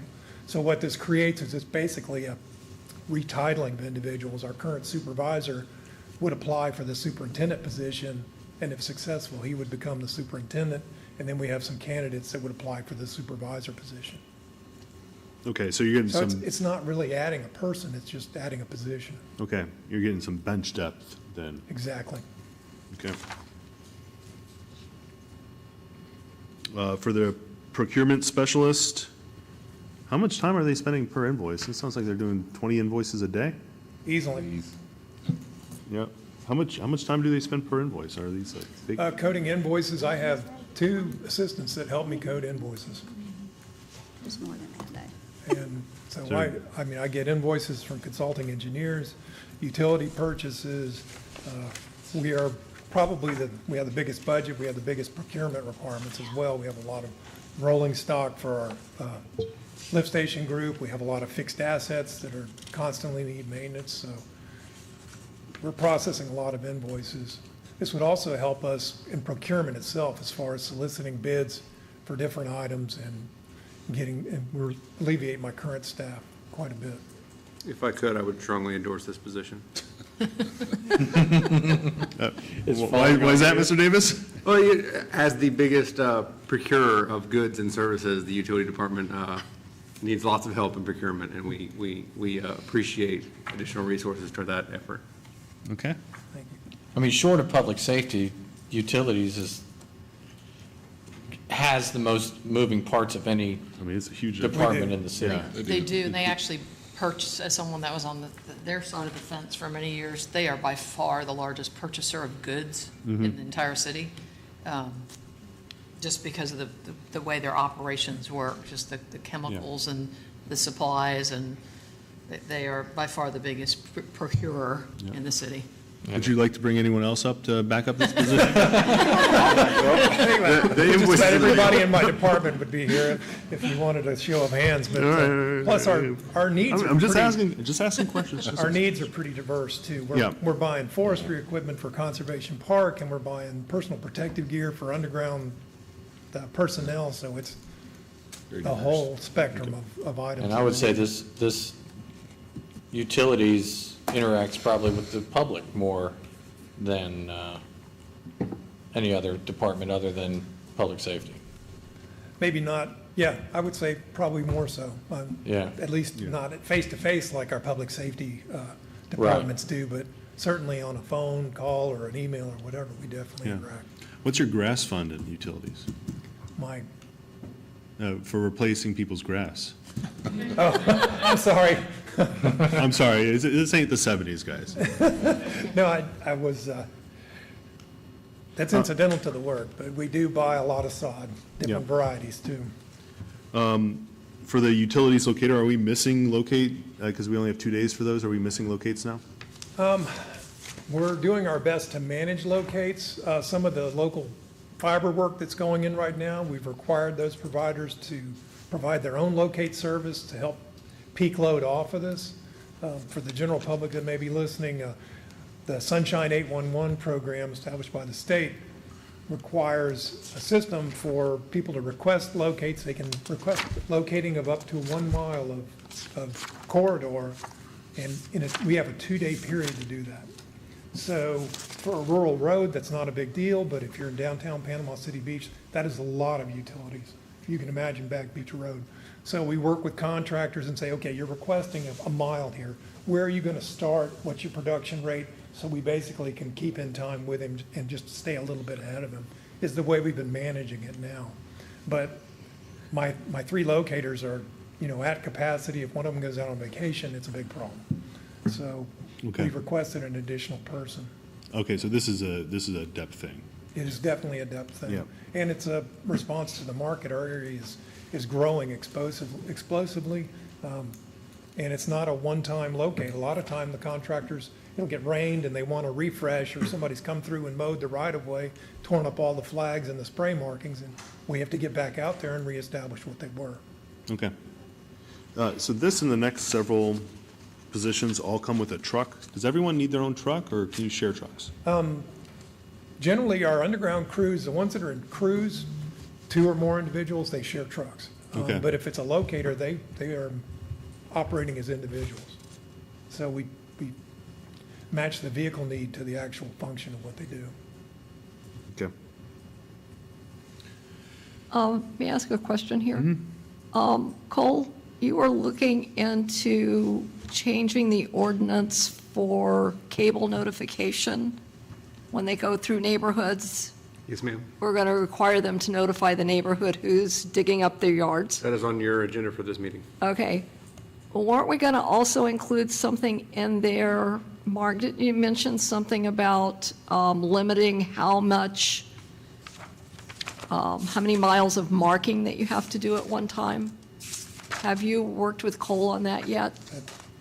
Yeah, I can address that. So because you have specifically requested the written notification to the neighborhoods or the door hanger, we decided to split the ordinances in 2, and we're going to do kind of a larger overview of the right-of-way ordinance, which is just taking longer. And so we carved out the notification piece to bring that to you quicker. So we are working through kind of a longer-term, kind of decade review of our right-of-way program, and that will take longer to do on the legal side and coordinating with Mark's department, but that's why we brought you the separate one for this coming week. Okay, thank you. You're welcome. Yeah, I just want to make sure we don't Yes. miss that. Yeah, all that stuff is still on the radar, we just carved out this one piece. Great, thanks. Yep. Okay. For the utilities crew leader, 2 of them, can you help me understand the need for this one? The crew leader they're doing a lot more of the logistical planning and where to send the resources, and it frees up the superintendent and supervisors. Okay. All right. It's a group of about 26 individuals now, so we need to have kind of the leadership pushed down to the field sergeant level, if you want to use a metaphor. So we're needing to create these positions. Councilman, you want to say anything? No? I'm almost done. This is a big list. I got some questions. For the utility fleet, when you're replacing these vehicles, are you taking the worst ones out of service, or you have an obsolescence plan?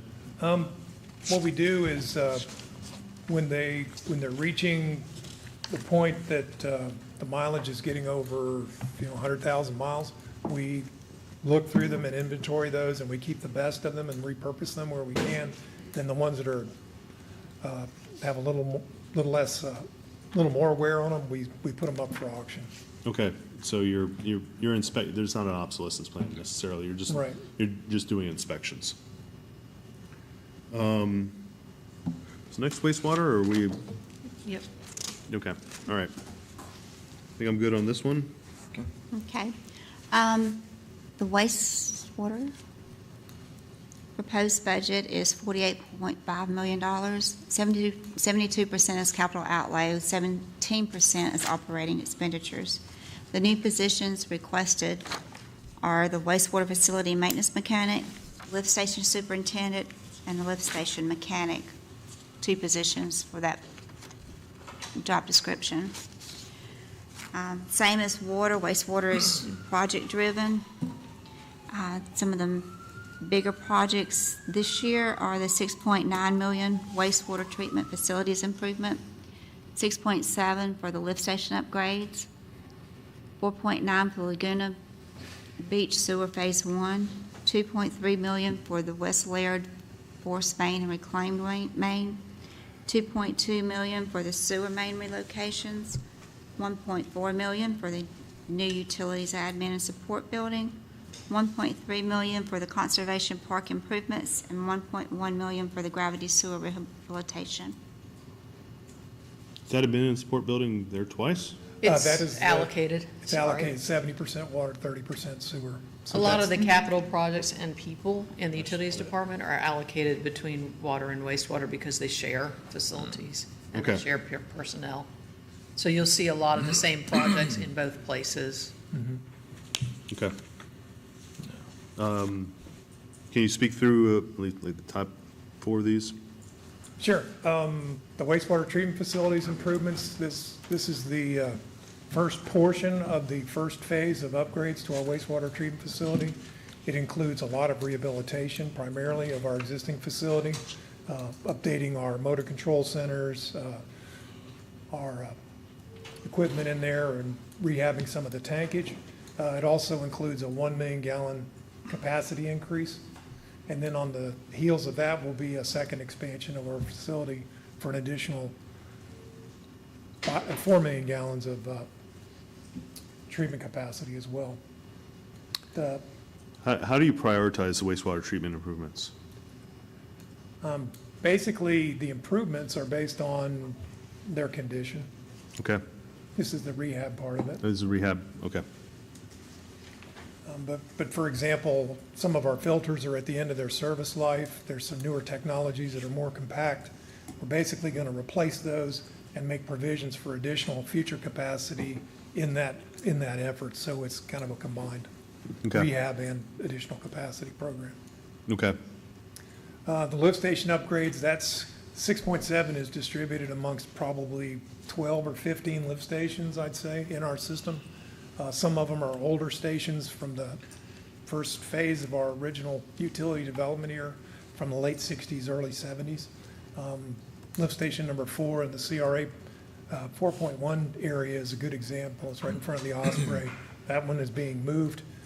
That's not in that number, but it's an example of a type of upgrade.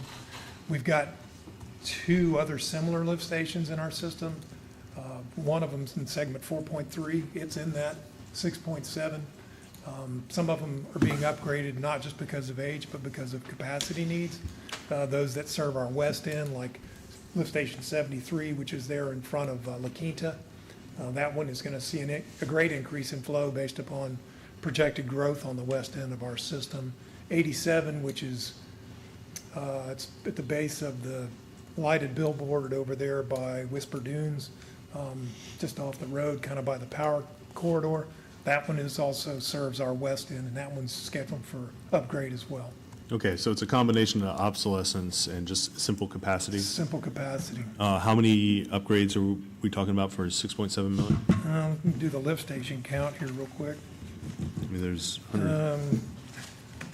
3, 6, 9, 12, 12 stations. So they're $500,000 each? Well, that's just what's going to land in this fiscal year. As it Okay. tails out through the coming years. It's not the entire amount. Multi-year project. It's a multi-year project. Okay. Yeah, this is lift station 2, 3, 5, 6, 16, 19, 25, 26, 73, 74, 87, and 96.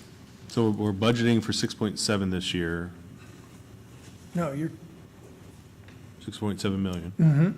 that's correct. And They're running about 2 million apiece. Yeah.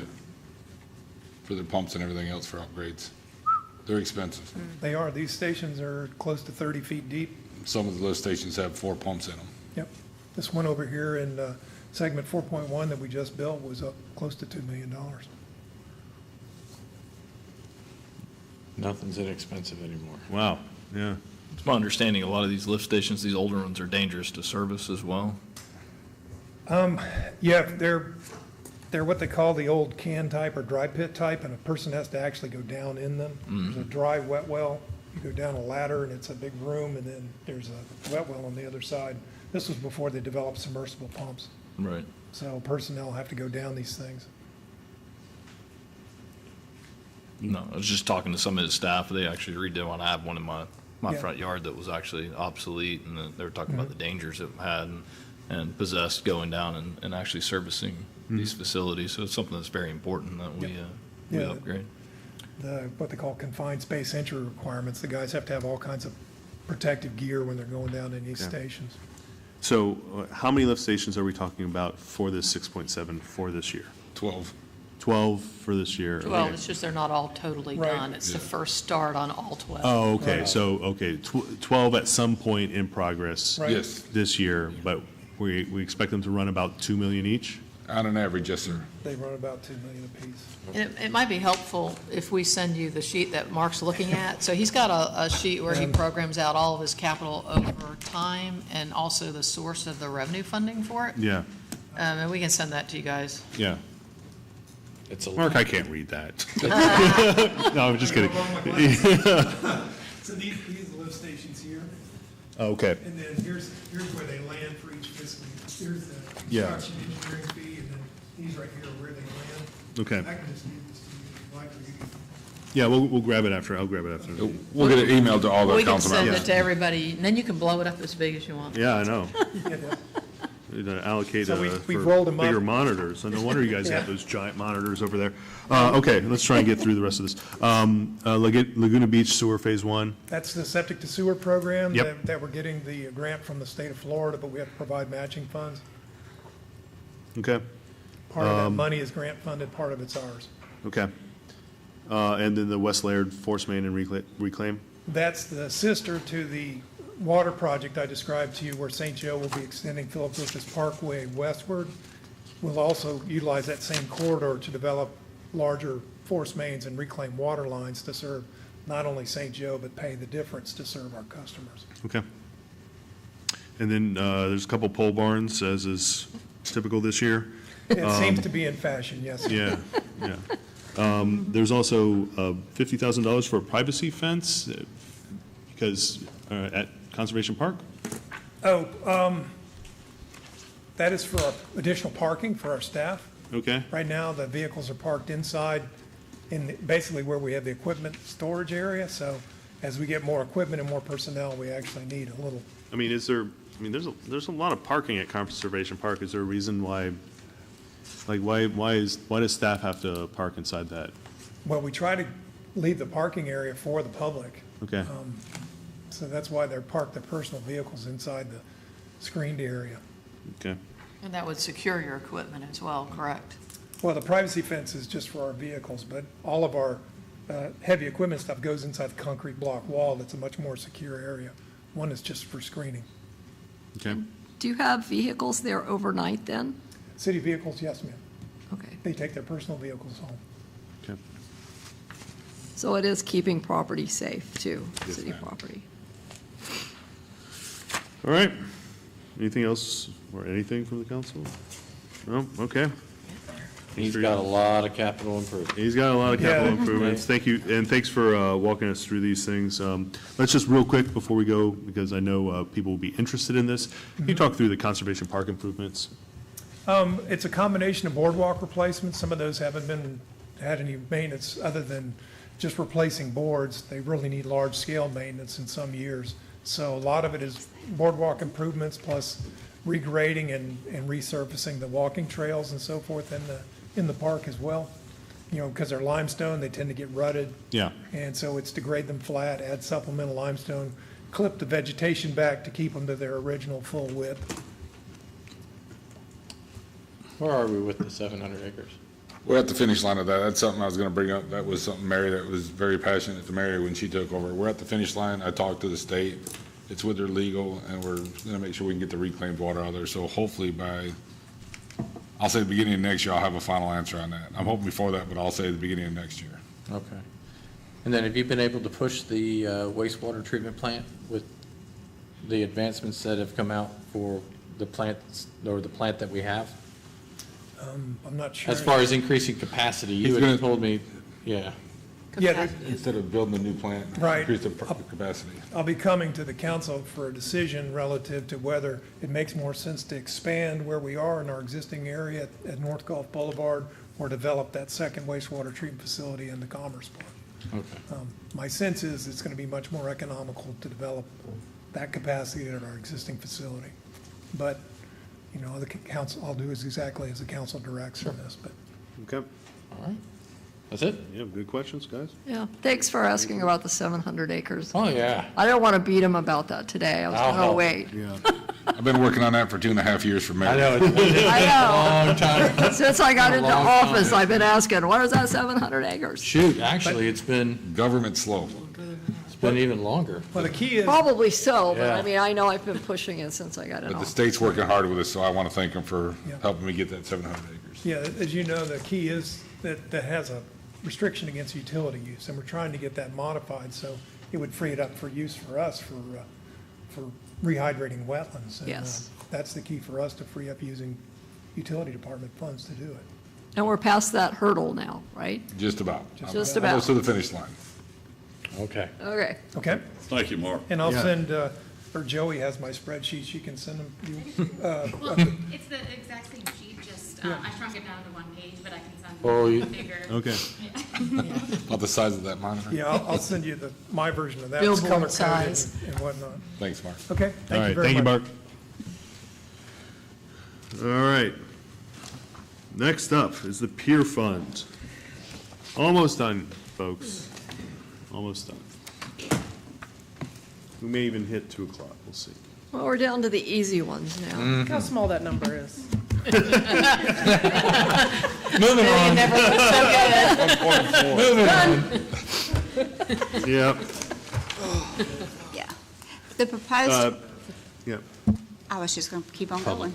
yep. Okay. The Go ahead. proposed 25 budget is 1.4 million, 49% for the pier, and 49% is for personnel, 37% is for operating. They have not requested any new personnel, but they have $150,000 for a lightning rod within their operating expenditures, and $40,000 for a mini track loader. I'll go ahead and go over their projected revenues. 79% of their revenue come from admissions, and 18% is from rents. Okay, any public comment on the pier? This is one I think would be popular. Comment on publicly? No? Okay, no public comment. Pier has $443,000 for salaries. What are those employees doing at the pier? So we have 4 full-time pier attendants. There's a couple of part-time pier attendants. The beach carpenters are primarily under there, so the 2 carpenters that do all of our beach accesses. Okay. They're mostly allocated, they're only, a small percentage, 5 or 10% to other areas like parks. And then we also have 2 full-time maintenance workers. Okay. And some allocated portion of other people's administrative salaries as Yeah, well. portion of mine and.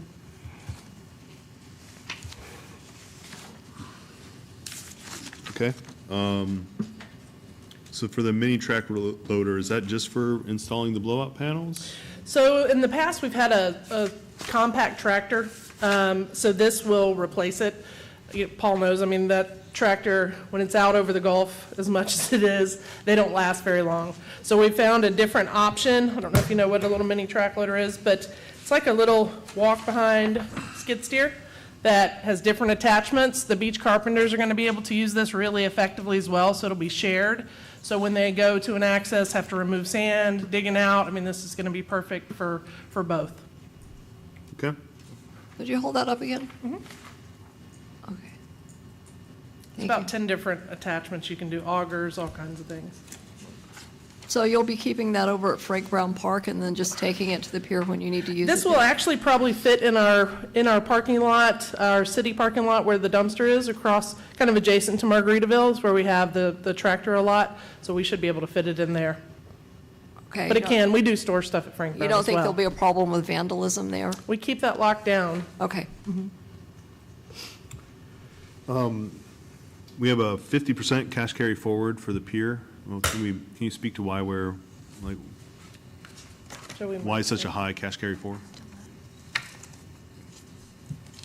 It's 38990-10. I'm not sure I understand the question. Well, I'm looking at pier income and non-revenue. Uh-huh.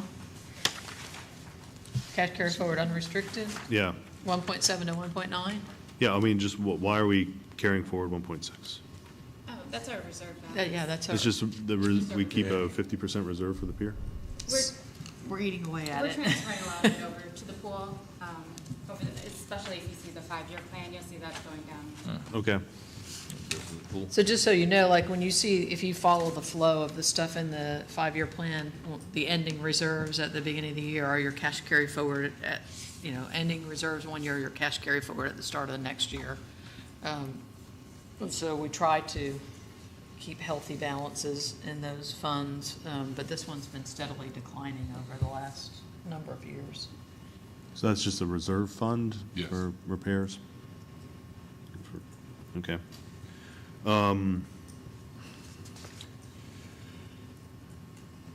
For the pier admissions, that's mostly visitors, I presume? I mean, I know you can't know, but, Yeah, so our report from last year, we ran January to December, we had 289,000 spectators and 44,000 fishermen that went out on the pier.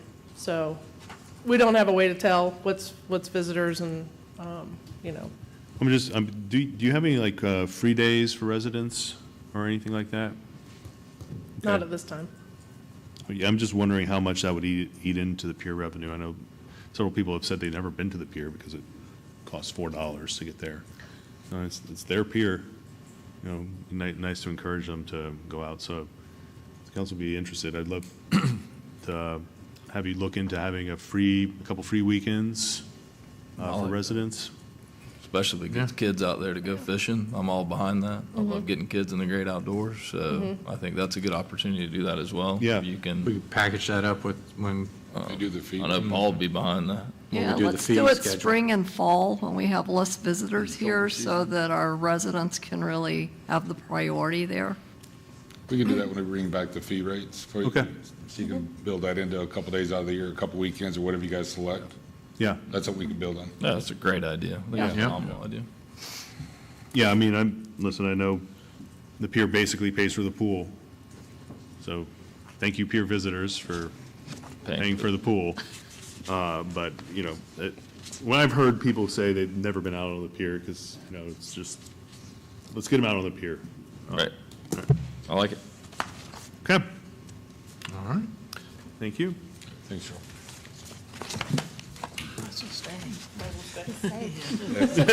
If you want to go sit down and come back up, all right. The Aquatic Center's proposed fiscal year budget is $1.6 million. 50% is personnel, 40% operating. They have several things in their operating expenditures for program enhancements, a $50,000 locker room remodel, $50,000 to upgrade to LED lighting, $35,000 for rock wall feature, and $30,000 for annual pool heater replacement. They are not requesting any personnel, and also their projected revenues are 65% from interfund transfers and 35% from admissions and fees. Why do we have to replace the heater every year? So that's in there as a placeholder, because if one goes down, it puts us in bad shape. So we keep one in there. Recently, this last year, we had to replace two. One had rolled over. They have about a 5-6 year lifespan, so with 6 of them there, if there's not one lined up every year, we can get in bad shape. And it's also the chiller side of it. Once, if the water gets too hot, it's not safe for athletes to train in it. Okay. I think we had one year where, Paul might remember, I think we either lost 4 or 5 Yes. of them in one year. And ever since then, we've kind of set up this kind of one a year, kind of, like Cheryl said, placeholder, because that year was difficult when we lost them all. That was during the winter too, wasn't it? That was a problem with the power company. We never could prove it, but they lost a phase where they were sending the wrong voltage to the heaters. Okay. Correlated failure like that sounds like something different. It was definitely not good. For the lighting upgrade, it says it would allow increased programming during non-daylight hours. It's going to be additional staffing costs for that?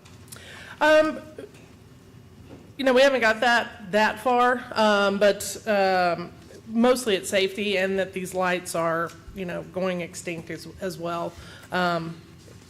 Not being able to have enough lighting is extremely important in the aquatic center. Okay. Those are overhead lights or in the pool lights? They're overhead. Okay. The poles won't have to be replaced. It's basically going to be a retrofit, so I hope to even be less than the 50. Okay, great. For the shower stall upgrade, how long is that going to close? Well, we're working on that also. I'm looking for alternatives as well. We have done some modifications in there. I don't know if you've ever been in that locker room, but it's just an open shower. So we've gone in and installed some overhead shower curtains to try the separation to start with. Some of the kids found that it's a good place to work out and do pull-ups on as well. So that has been failing a little bit. So, that was an attempt at solving that, but we have some other ideas that I'd like to try before we move into this. But I would say it would put that down for a month. We do have a family bathroom that could be used during that time, most likely do it during the winter. But we are exploring some other options first. There was a suggestion about, in a hospital, how the shower curtains are in tracks in the ceiling. So that may take some effort to also make sure that could be reinforced. But we are going to look at that before we completely dive into a remodel. Okay. That remodel could save you liability. In today's day and age, I think it's really important. I mean, you're talking about kids in a bathroom that's wide open. I just don't think it's appropriate in today's day and age. I think it's important that we go ahead and get it done. I don't think shower curtains are going to solve the issue, in my opinion. I don't want my kids in there, I could tell you that. So for other families that I've spoke to that have been there, they don't want their kids in there either. So. Yeah, it will reduce likely the number of stalls that we can have in there, but I'm with you. It's a safety concern. Okay. I have the same question about the cash carry forward. If we're operating at 2/3 deficit for the pool, why are we carrying forward anything? That's a finance question. Cheryl, Cash carry forward just kind of falls out. You got your reserve from the prior year. If your revenues and your expenditures don't come out in the budget, that delta is what's driving that cash carry forward and the timing of projects. It's not a deliberate, we're going to set this amount of money aside necessarily.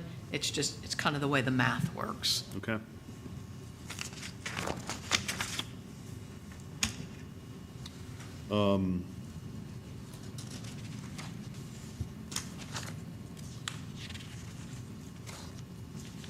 Let me understand how this rock wall is not going to get us sued.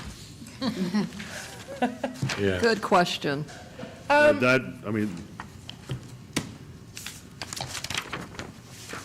It's into the pool. It's angled so that they're going to land back into the pool. I mean, it'll be monitored just like, I mean, the obstacle course was, I don't know if you ever got on that, but that was there, you know, there's always a risk, but many facilities use these. It's not uncommon. I mean, It'll be at the deep end. The idea behind it's to get more engagement and more people to the pool, or? Yeah, more activity in the deep end. We have, you know, if you remember before the kids' splash pool, we had a tall water slide. That actually, you know, required more staffing. You had to have a guard at the top, a guard at the bottom. It was actually considered an amusement that we had to license and pay for separately. It started deteriorating when that came down. You know, we lost a pretty big feature there. Sure. So we moved to the obstacle course, which is an inflatable obstacle course in the deep end, so you could have the diving boards and that. And the obstacle course was good for a while, but it was very labor intensive and took up a lot of space. So this is just another amenity for the older kids so that they're not all in the little splash pool. so we have a pool that loses money, and now we have 3 different kind of features that we've successively replaced in the deep end. I'll tell you, I don't think this pool climbing wall makes sense right now. It looks like a mess waiting to happen. I could be convinced of that. I don't really, you know, Somewhat what do you guys think? I mean, is anybody passionate about this rock wall? Well, we could use this 35,000 for lighting. $50,000, I don't know if you get the return back. I think you will bring more families and kids over there, because a lot of them like that obstacle course, but it was a big inflatable, and I think it was always getting punctured. It was labor intensive. Labor intensive, where I've never seen one of these, but I just don't know that you'd get the 50,000 back. Maybe over several years you might, I don't know. Kids like that exciting type stuff. And how tall is it? 8 to 16 yeah. feet. I mean, it's just another amenity to get, you know, sometimes that little pool when we're really busy, all the big kids are in there too. Would it be there all the time, or you just? No, it's moved in? removable. Swim meets and stuff, it's movable. Like you said, we got some, I think the heaters and the chillers are more important to have a spare than that. That's my take on it. Would you guys be willing to bring back, maybe, mayor's preference, maybe push this out, maybe actually bring us back multiple options to look at Okay, for the deep end? sure. As opposed to this. I'd be amenable to that. And find out where one of these rock walls exist. Okay, take a field trip. Yeah, I mean, I like that you Yes. brought it after we'd already approved the legal budget. I think, If I had known about the rock wall, I would have increased the. a lot of overtime. I think a few options, like, Okay. I understand trying to keep it, but this is an amenity that loses money every year. I think that money And- needs to go towards lighting and locker room remodel before anything else. I think we need to handle those 2 things. They're important. Yeah. And I would like to know what it takes to cover at least the personnel costs for the pool every year. I mean, half the costs are personnel. Are there any options from, I know maybe we discussed renting out the pool and not having our personnel there when we rent out the pool in the evenings, or just something so that, something to cover, I mean, this is, we talked about the projections, we're projecting about 5, in a couple years, starting to go fairly negative on this. Not all amenities need to make money, these are amenities, but, yeah. I mean, I can speak a little bit to renting out the pool. We've dealt with that, different scenarios on that in multiple different kind of permutations across the years. And generally, it's all boiled down to the level of insurance that your typical party who wants to rent the facility out, it's a very, very valuable asset. And so letting someone kind of have free reign without insurance or indemnification, things like that, makes it a little bit tough on my end at least. And that's where we've run into some tension there where people that typically want to rent the pool don't maybe have the resources to cover the risk. Okay. All right. I just, it's not gonna be a problem this year, it's not gonna be a problem next year, but after that. I would be in favor of that if we did the same thing with the ball fields, because the ball fields cost way more than the pool. Their personnel to keep those up, but they're under a different, they're in an enterprise fund, so you got, they're not just in the general fund, so if we're gonna look at one, let's look at all of them, because they're all recreation. I mean, you got a lot of personnel cost and they maintain those ball fields, cutting the grass, fertilizing them, your lights. I think it's $500,000 burn the lights out there, so. Yeah, would I be fine with that? Okay. So look at what it would take in terms of fees for personnel costs to cover the personnel costs for the ball fields and for the pool. I mean, that's just for next year, basically, or for, try to see how we can keep this a fairly sustainable amenity. I think we make a very good point, Councilman Castro, about the ball fields too. Okay. In terms of this rock wall, just give us a few other Sure. options. We'll also look at fees over there as well. Okay. You want me to push it out a year? Yeah. They're gonna bring back options, so we'll just. Push it out for right now. Yeah, I would say let's push it out a year. Yeah. And then next year bring it And then back. in next year, bring us back some Yeah, options. bring us back some different stuff. You got plenty of stuff going on over there, don't worry. Like you're gonna be busy. Yeah. Okay. Before I close, is there any public comment on the pool? Okay, no public comment on the pool. Last one. Sorry. IT. The IT is an internal service fund, and their proposed budget this year is $2.5 million. So last year, we set up an internal service fund for IT, and the purpose behind it is so that you can, because it provides services for all the departments throughout the city. That's why we set them up as an internal service fund. But within that, the other departments reimburse the cost back to IT, and the IT's goal is to break even. They can't have a revenue, they can't have a loss, they can't have a gain within. So it literally is a zero net effect at the very end of the year. And to go ahead and, before we get into this a little bit further, if you go back into every one of the department's budgets and I add in their IT services, it'll come back to this $2.5 million. Okay. So just so you don't think that we're duplicating any IT services. Okay, and going into this $2.5 million, 64% is for operating budgets expenditures and 33% is for personnel expenditures. And the equipment that they are requesting this year is $120,000 for the regular computer refresh, $80,000 for firewall router refresh, $70,000 for backup servers, and $35,000 for the council room AV upgrade. It's not that it's in this budget and that budget. This actually, I put it in here just in case Webb, I wasn't sure where it would be discussed at. Okay. Because it does everything gets allocated back out to all the other departments.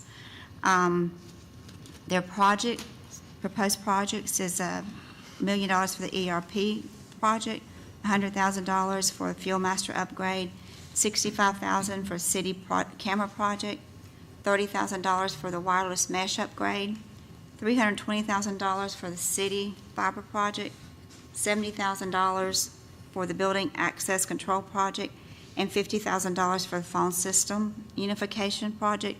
And IT is requesting no personnel this year. Okay. All right.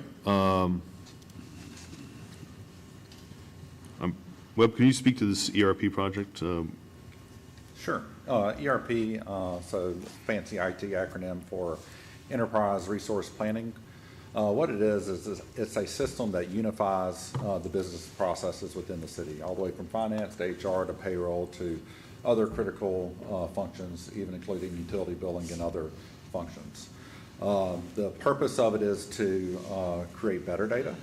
And also what that does is by creating better data, it allows us to be more efficient, make better decisions because we have easy to access data.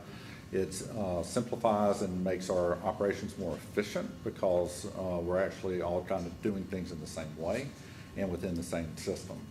It is something that most municipalities and counties are going to, and it's really the heartbeat of our operations here at the city. So like permits would go through this, finance would go through this. It basically allows us to provide up-to-date finance information on, say, the website. People could track their permits through this. Can you give some examples of what end users would benefit, end users would see? Yes, sir. So it is a multi-stage project. Your first part really is your administrative side, and it's your finances, HR, payroll, all the critical back-end processes of the city. How that benefits our citizens is it creates transparency, it creates better data, it allows you to make better decisions with better data, as well as administration. And then as you roll in, that rolls into the sound financial system, it rolls into your ancillary services such as utility billing or permits, building, all the other functions of the city where they work together. And ultimately, it provides better services for citizens because we're operating more efficiently, smarter, better, and faster. So would you say this takes us away from paper and emails using to track workflows and onto the kind of centralized system? You just said one of the key words, workflows. Yeah. And it is what it is the main design of this system is designing your workflows to make them more efficient and where you're able to work together as departments and within departments. Yeah. All right. Yeah, a real good example of this is the working between the building department and the utility department. They'll be able, and stormwater. With this system, they'll be able to communicate and know where each one of them stand and move their permitting process much faster. Yeah. It'll help tremendously on the procurement process as well, because like right now, there's a lot of paper shuffling back and forth between different departments. Now invoices can come in electronically, go to the departments, be distributed, coded, come to finance. All that can happen seamlessly through the system. Okay. So it'll be a huge efficiency improvement in terms of getting bills in and processed and eliminate a lot of paper. Yeah, I'm extremely excited about this project. I know it's had some bumps in the road, but I think this is once it's finally complete, I think people really, we'll see the benefits in here soon, but once it's finally complete, I think the citizens will also see kind of things they expect from city government. For the phone system unification, why do we have wired phones at all anyway? That's a great question. They still are important. It's the way that we have a lot of offices, folks work through the front desk. We transfer phone calls. It still is necessary, but we can reduce the cost of ownership on that, and that's what that allows us to do. It better integrates with the network. It also will help. The first stage of that would unify our Frank Brown, our public services building with this building, and it should lower. It will lower the cost of our phone system over the long term. Okay. And what is Fuel Master upgrades? That's one of those back-end processes that it's not exactly the flashiest, but it's very necessary. So I believe it's $100,000. Yes. So that system is 10 years old. We are operating off of a very old database, very old software, and we're not able to really utilize what a fuel system is designed for. Well, I mean, just what is it? It's the gas pumps. The gas what pumps, it does okay. is it allows us to track the inventory, which is our fuel in fueling stations across the city, and allows us to integrate it with other systems. So all that data dumps out of the fuel pump system over to finance, and then it gets allocated. So every end user in the city has to key in their ID and their city vehicle number, And then we feed all that information into the accounting system so that the police department is charged for the fuel that the police vehicles use and not the fire trucks. Okay. So that allows us to account for the fuel usage across the whole entire city. Yeah, so it's better transparency in accounting, which allows us to use our money more efficiently, more transparently for citizens. Great. I'm excited about the fiber.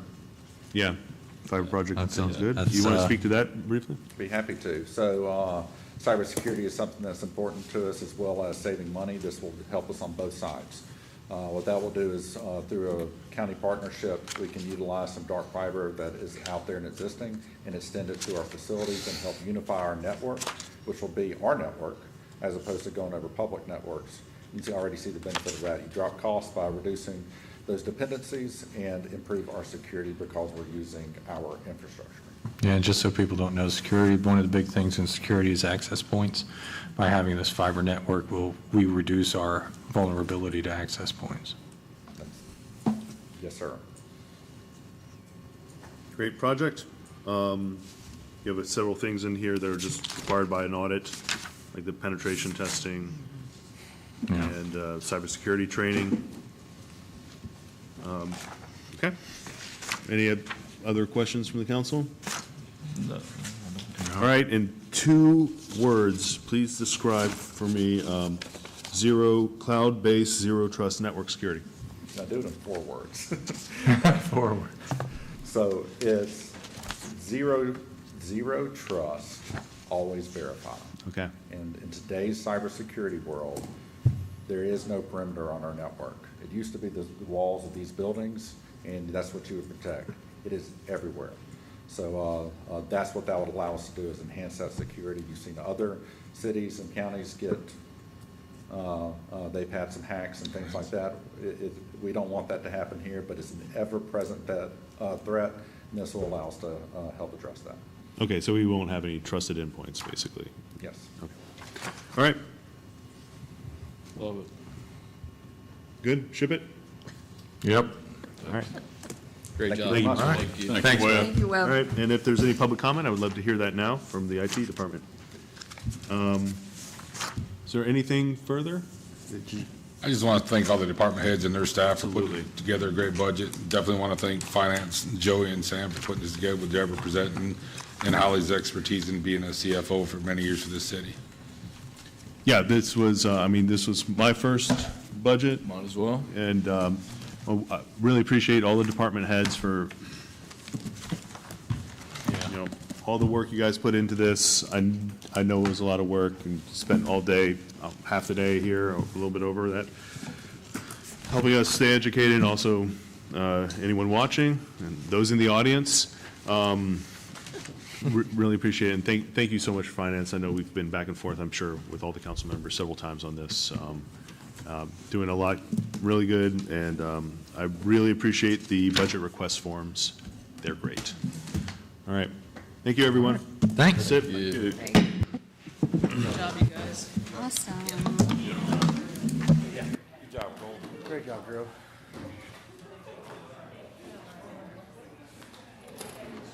Get up and walk around for a while.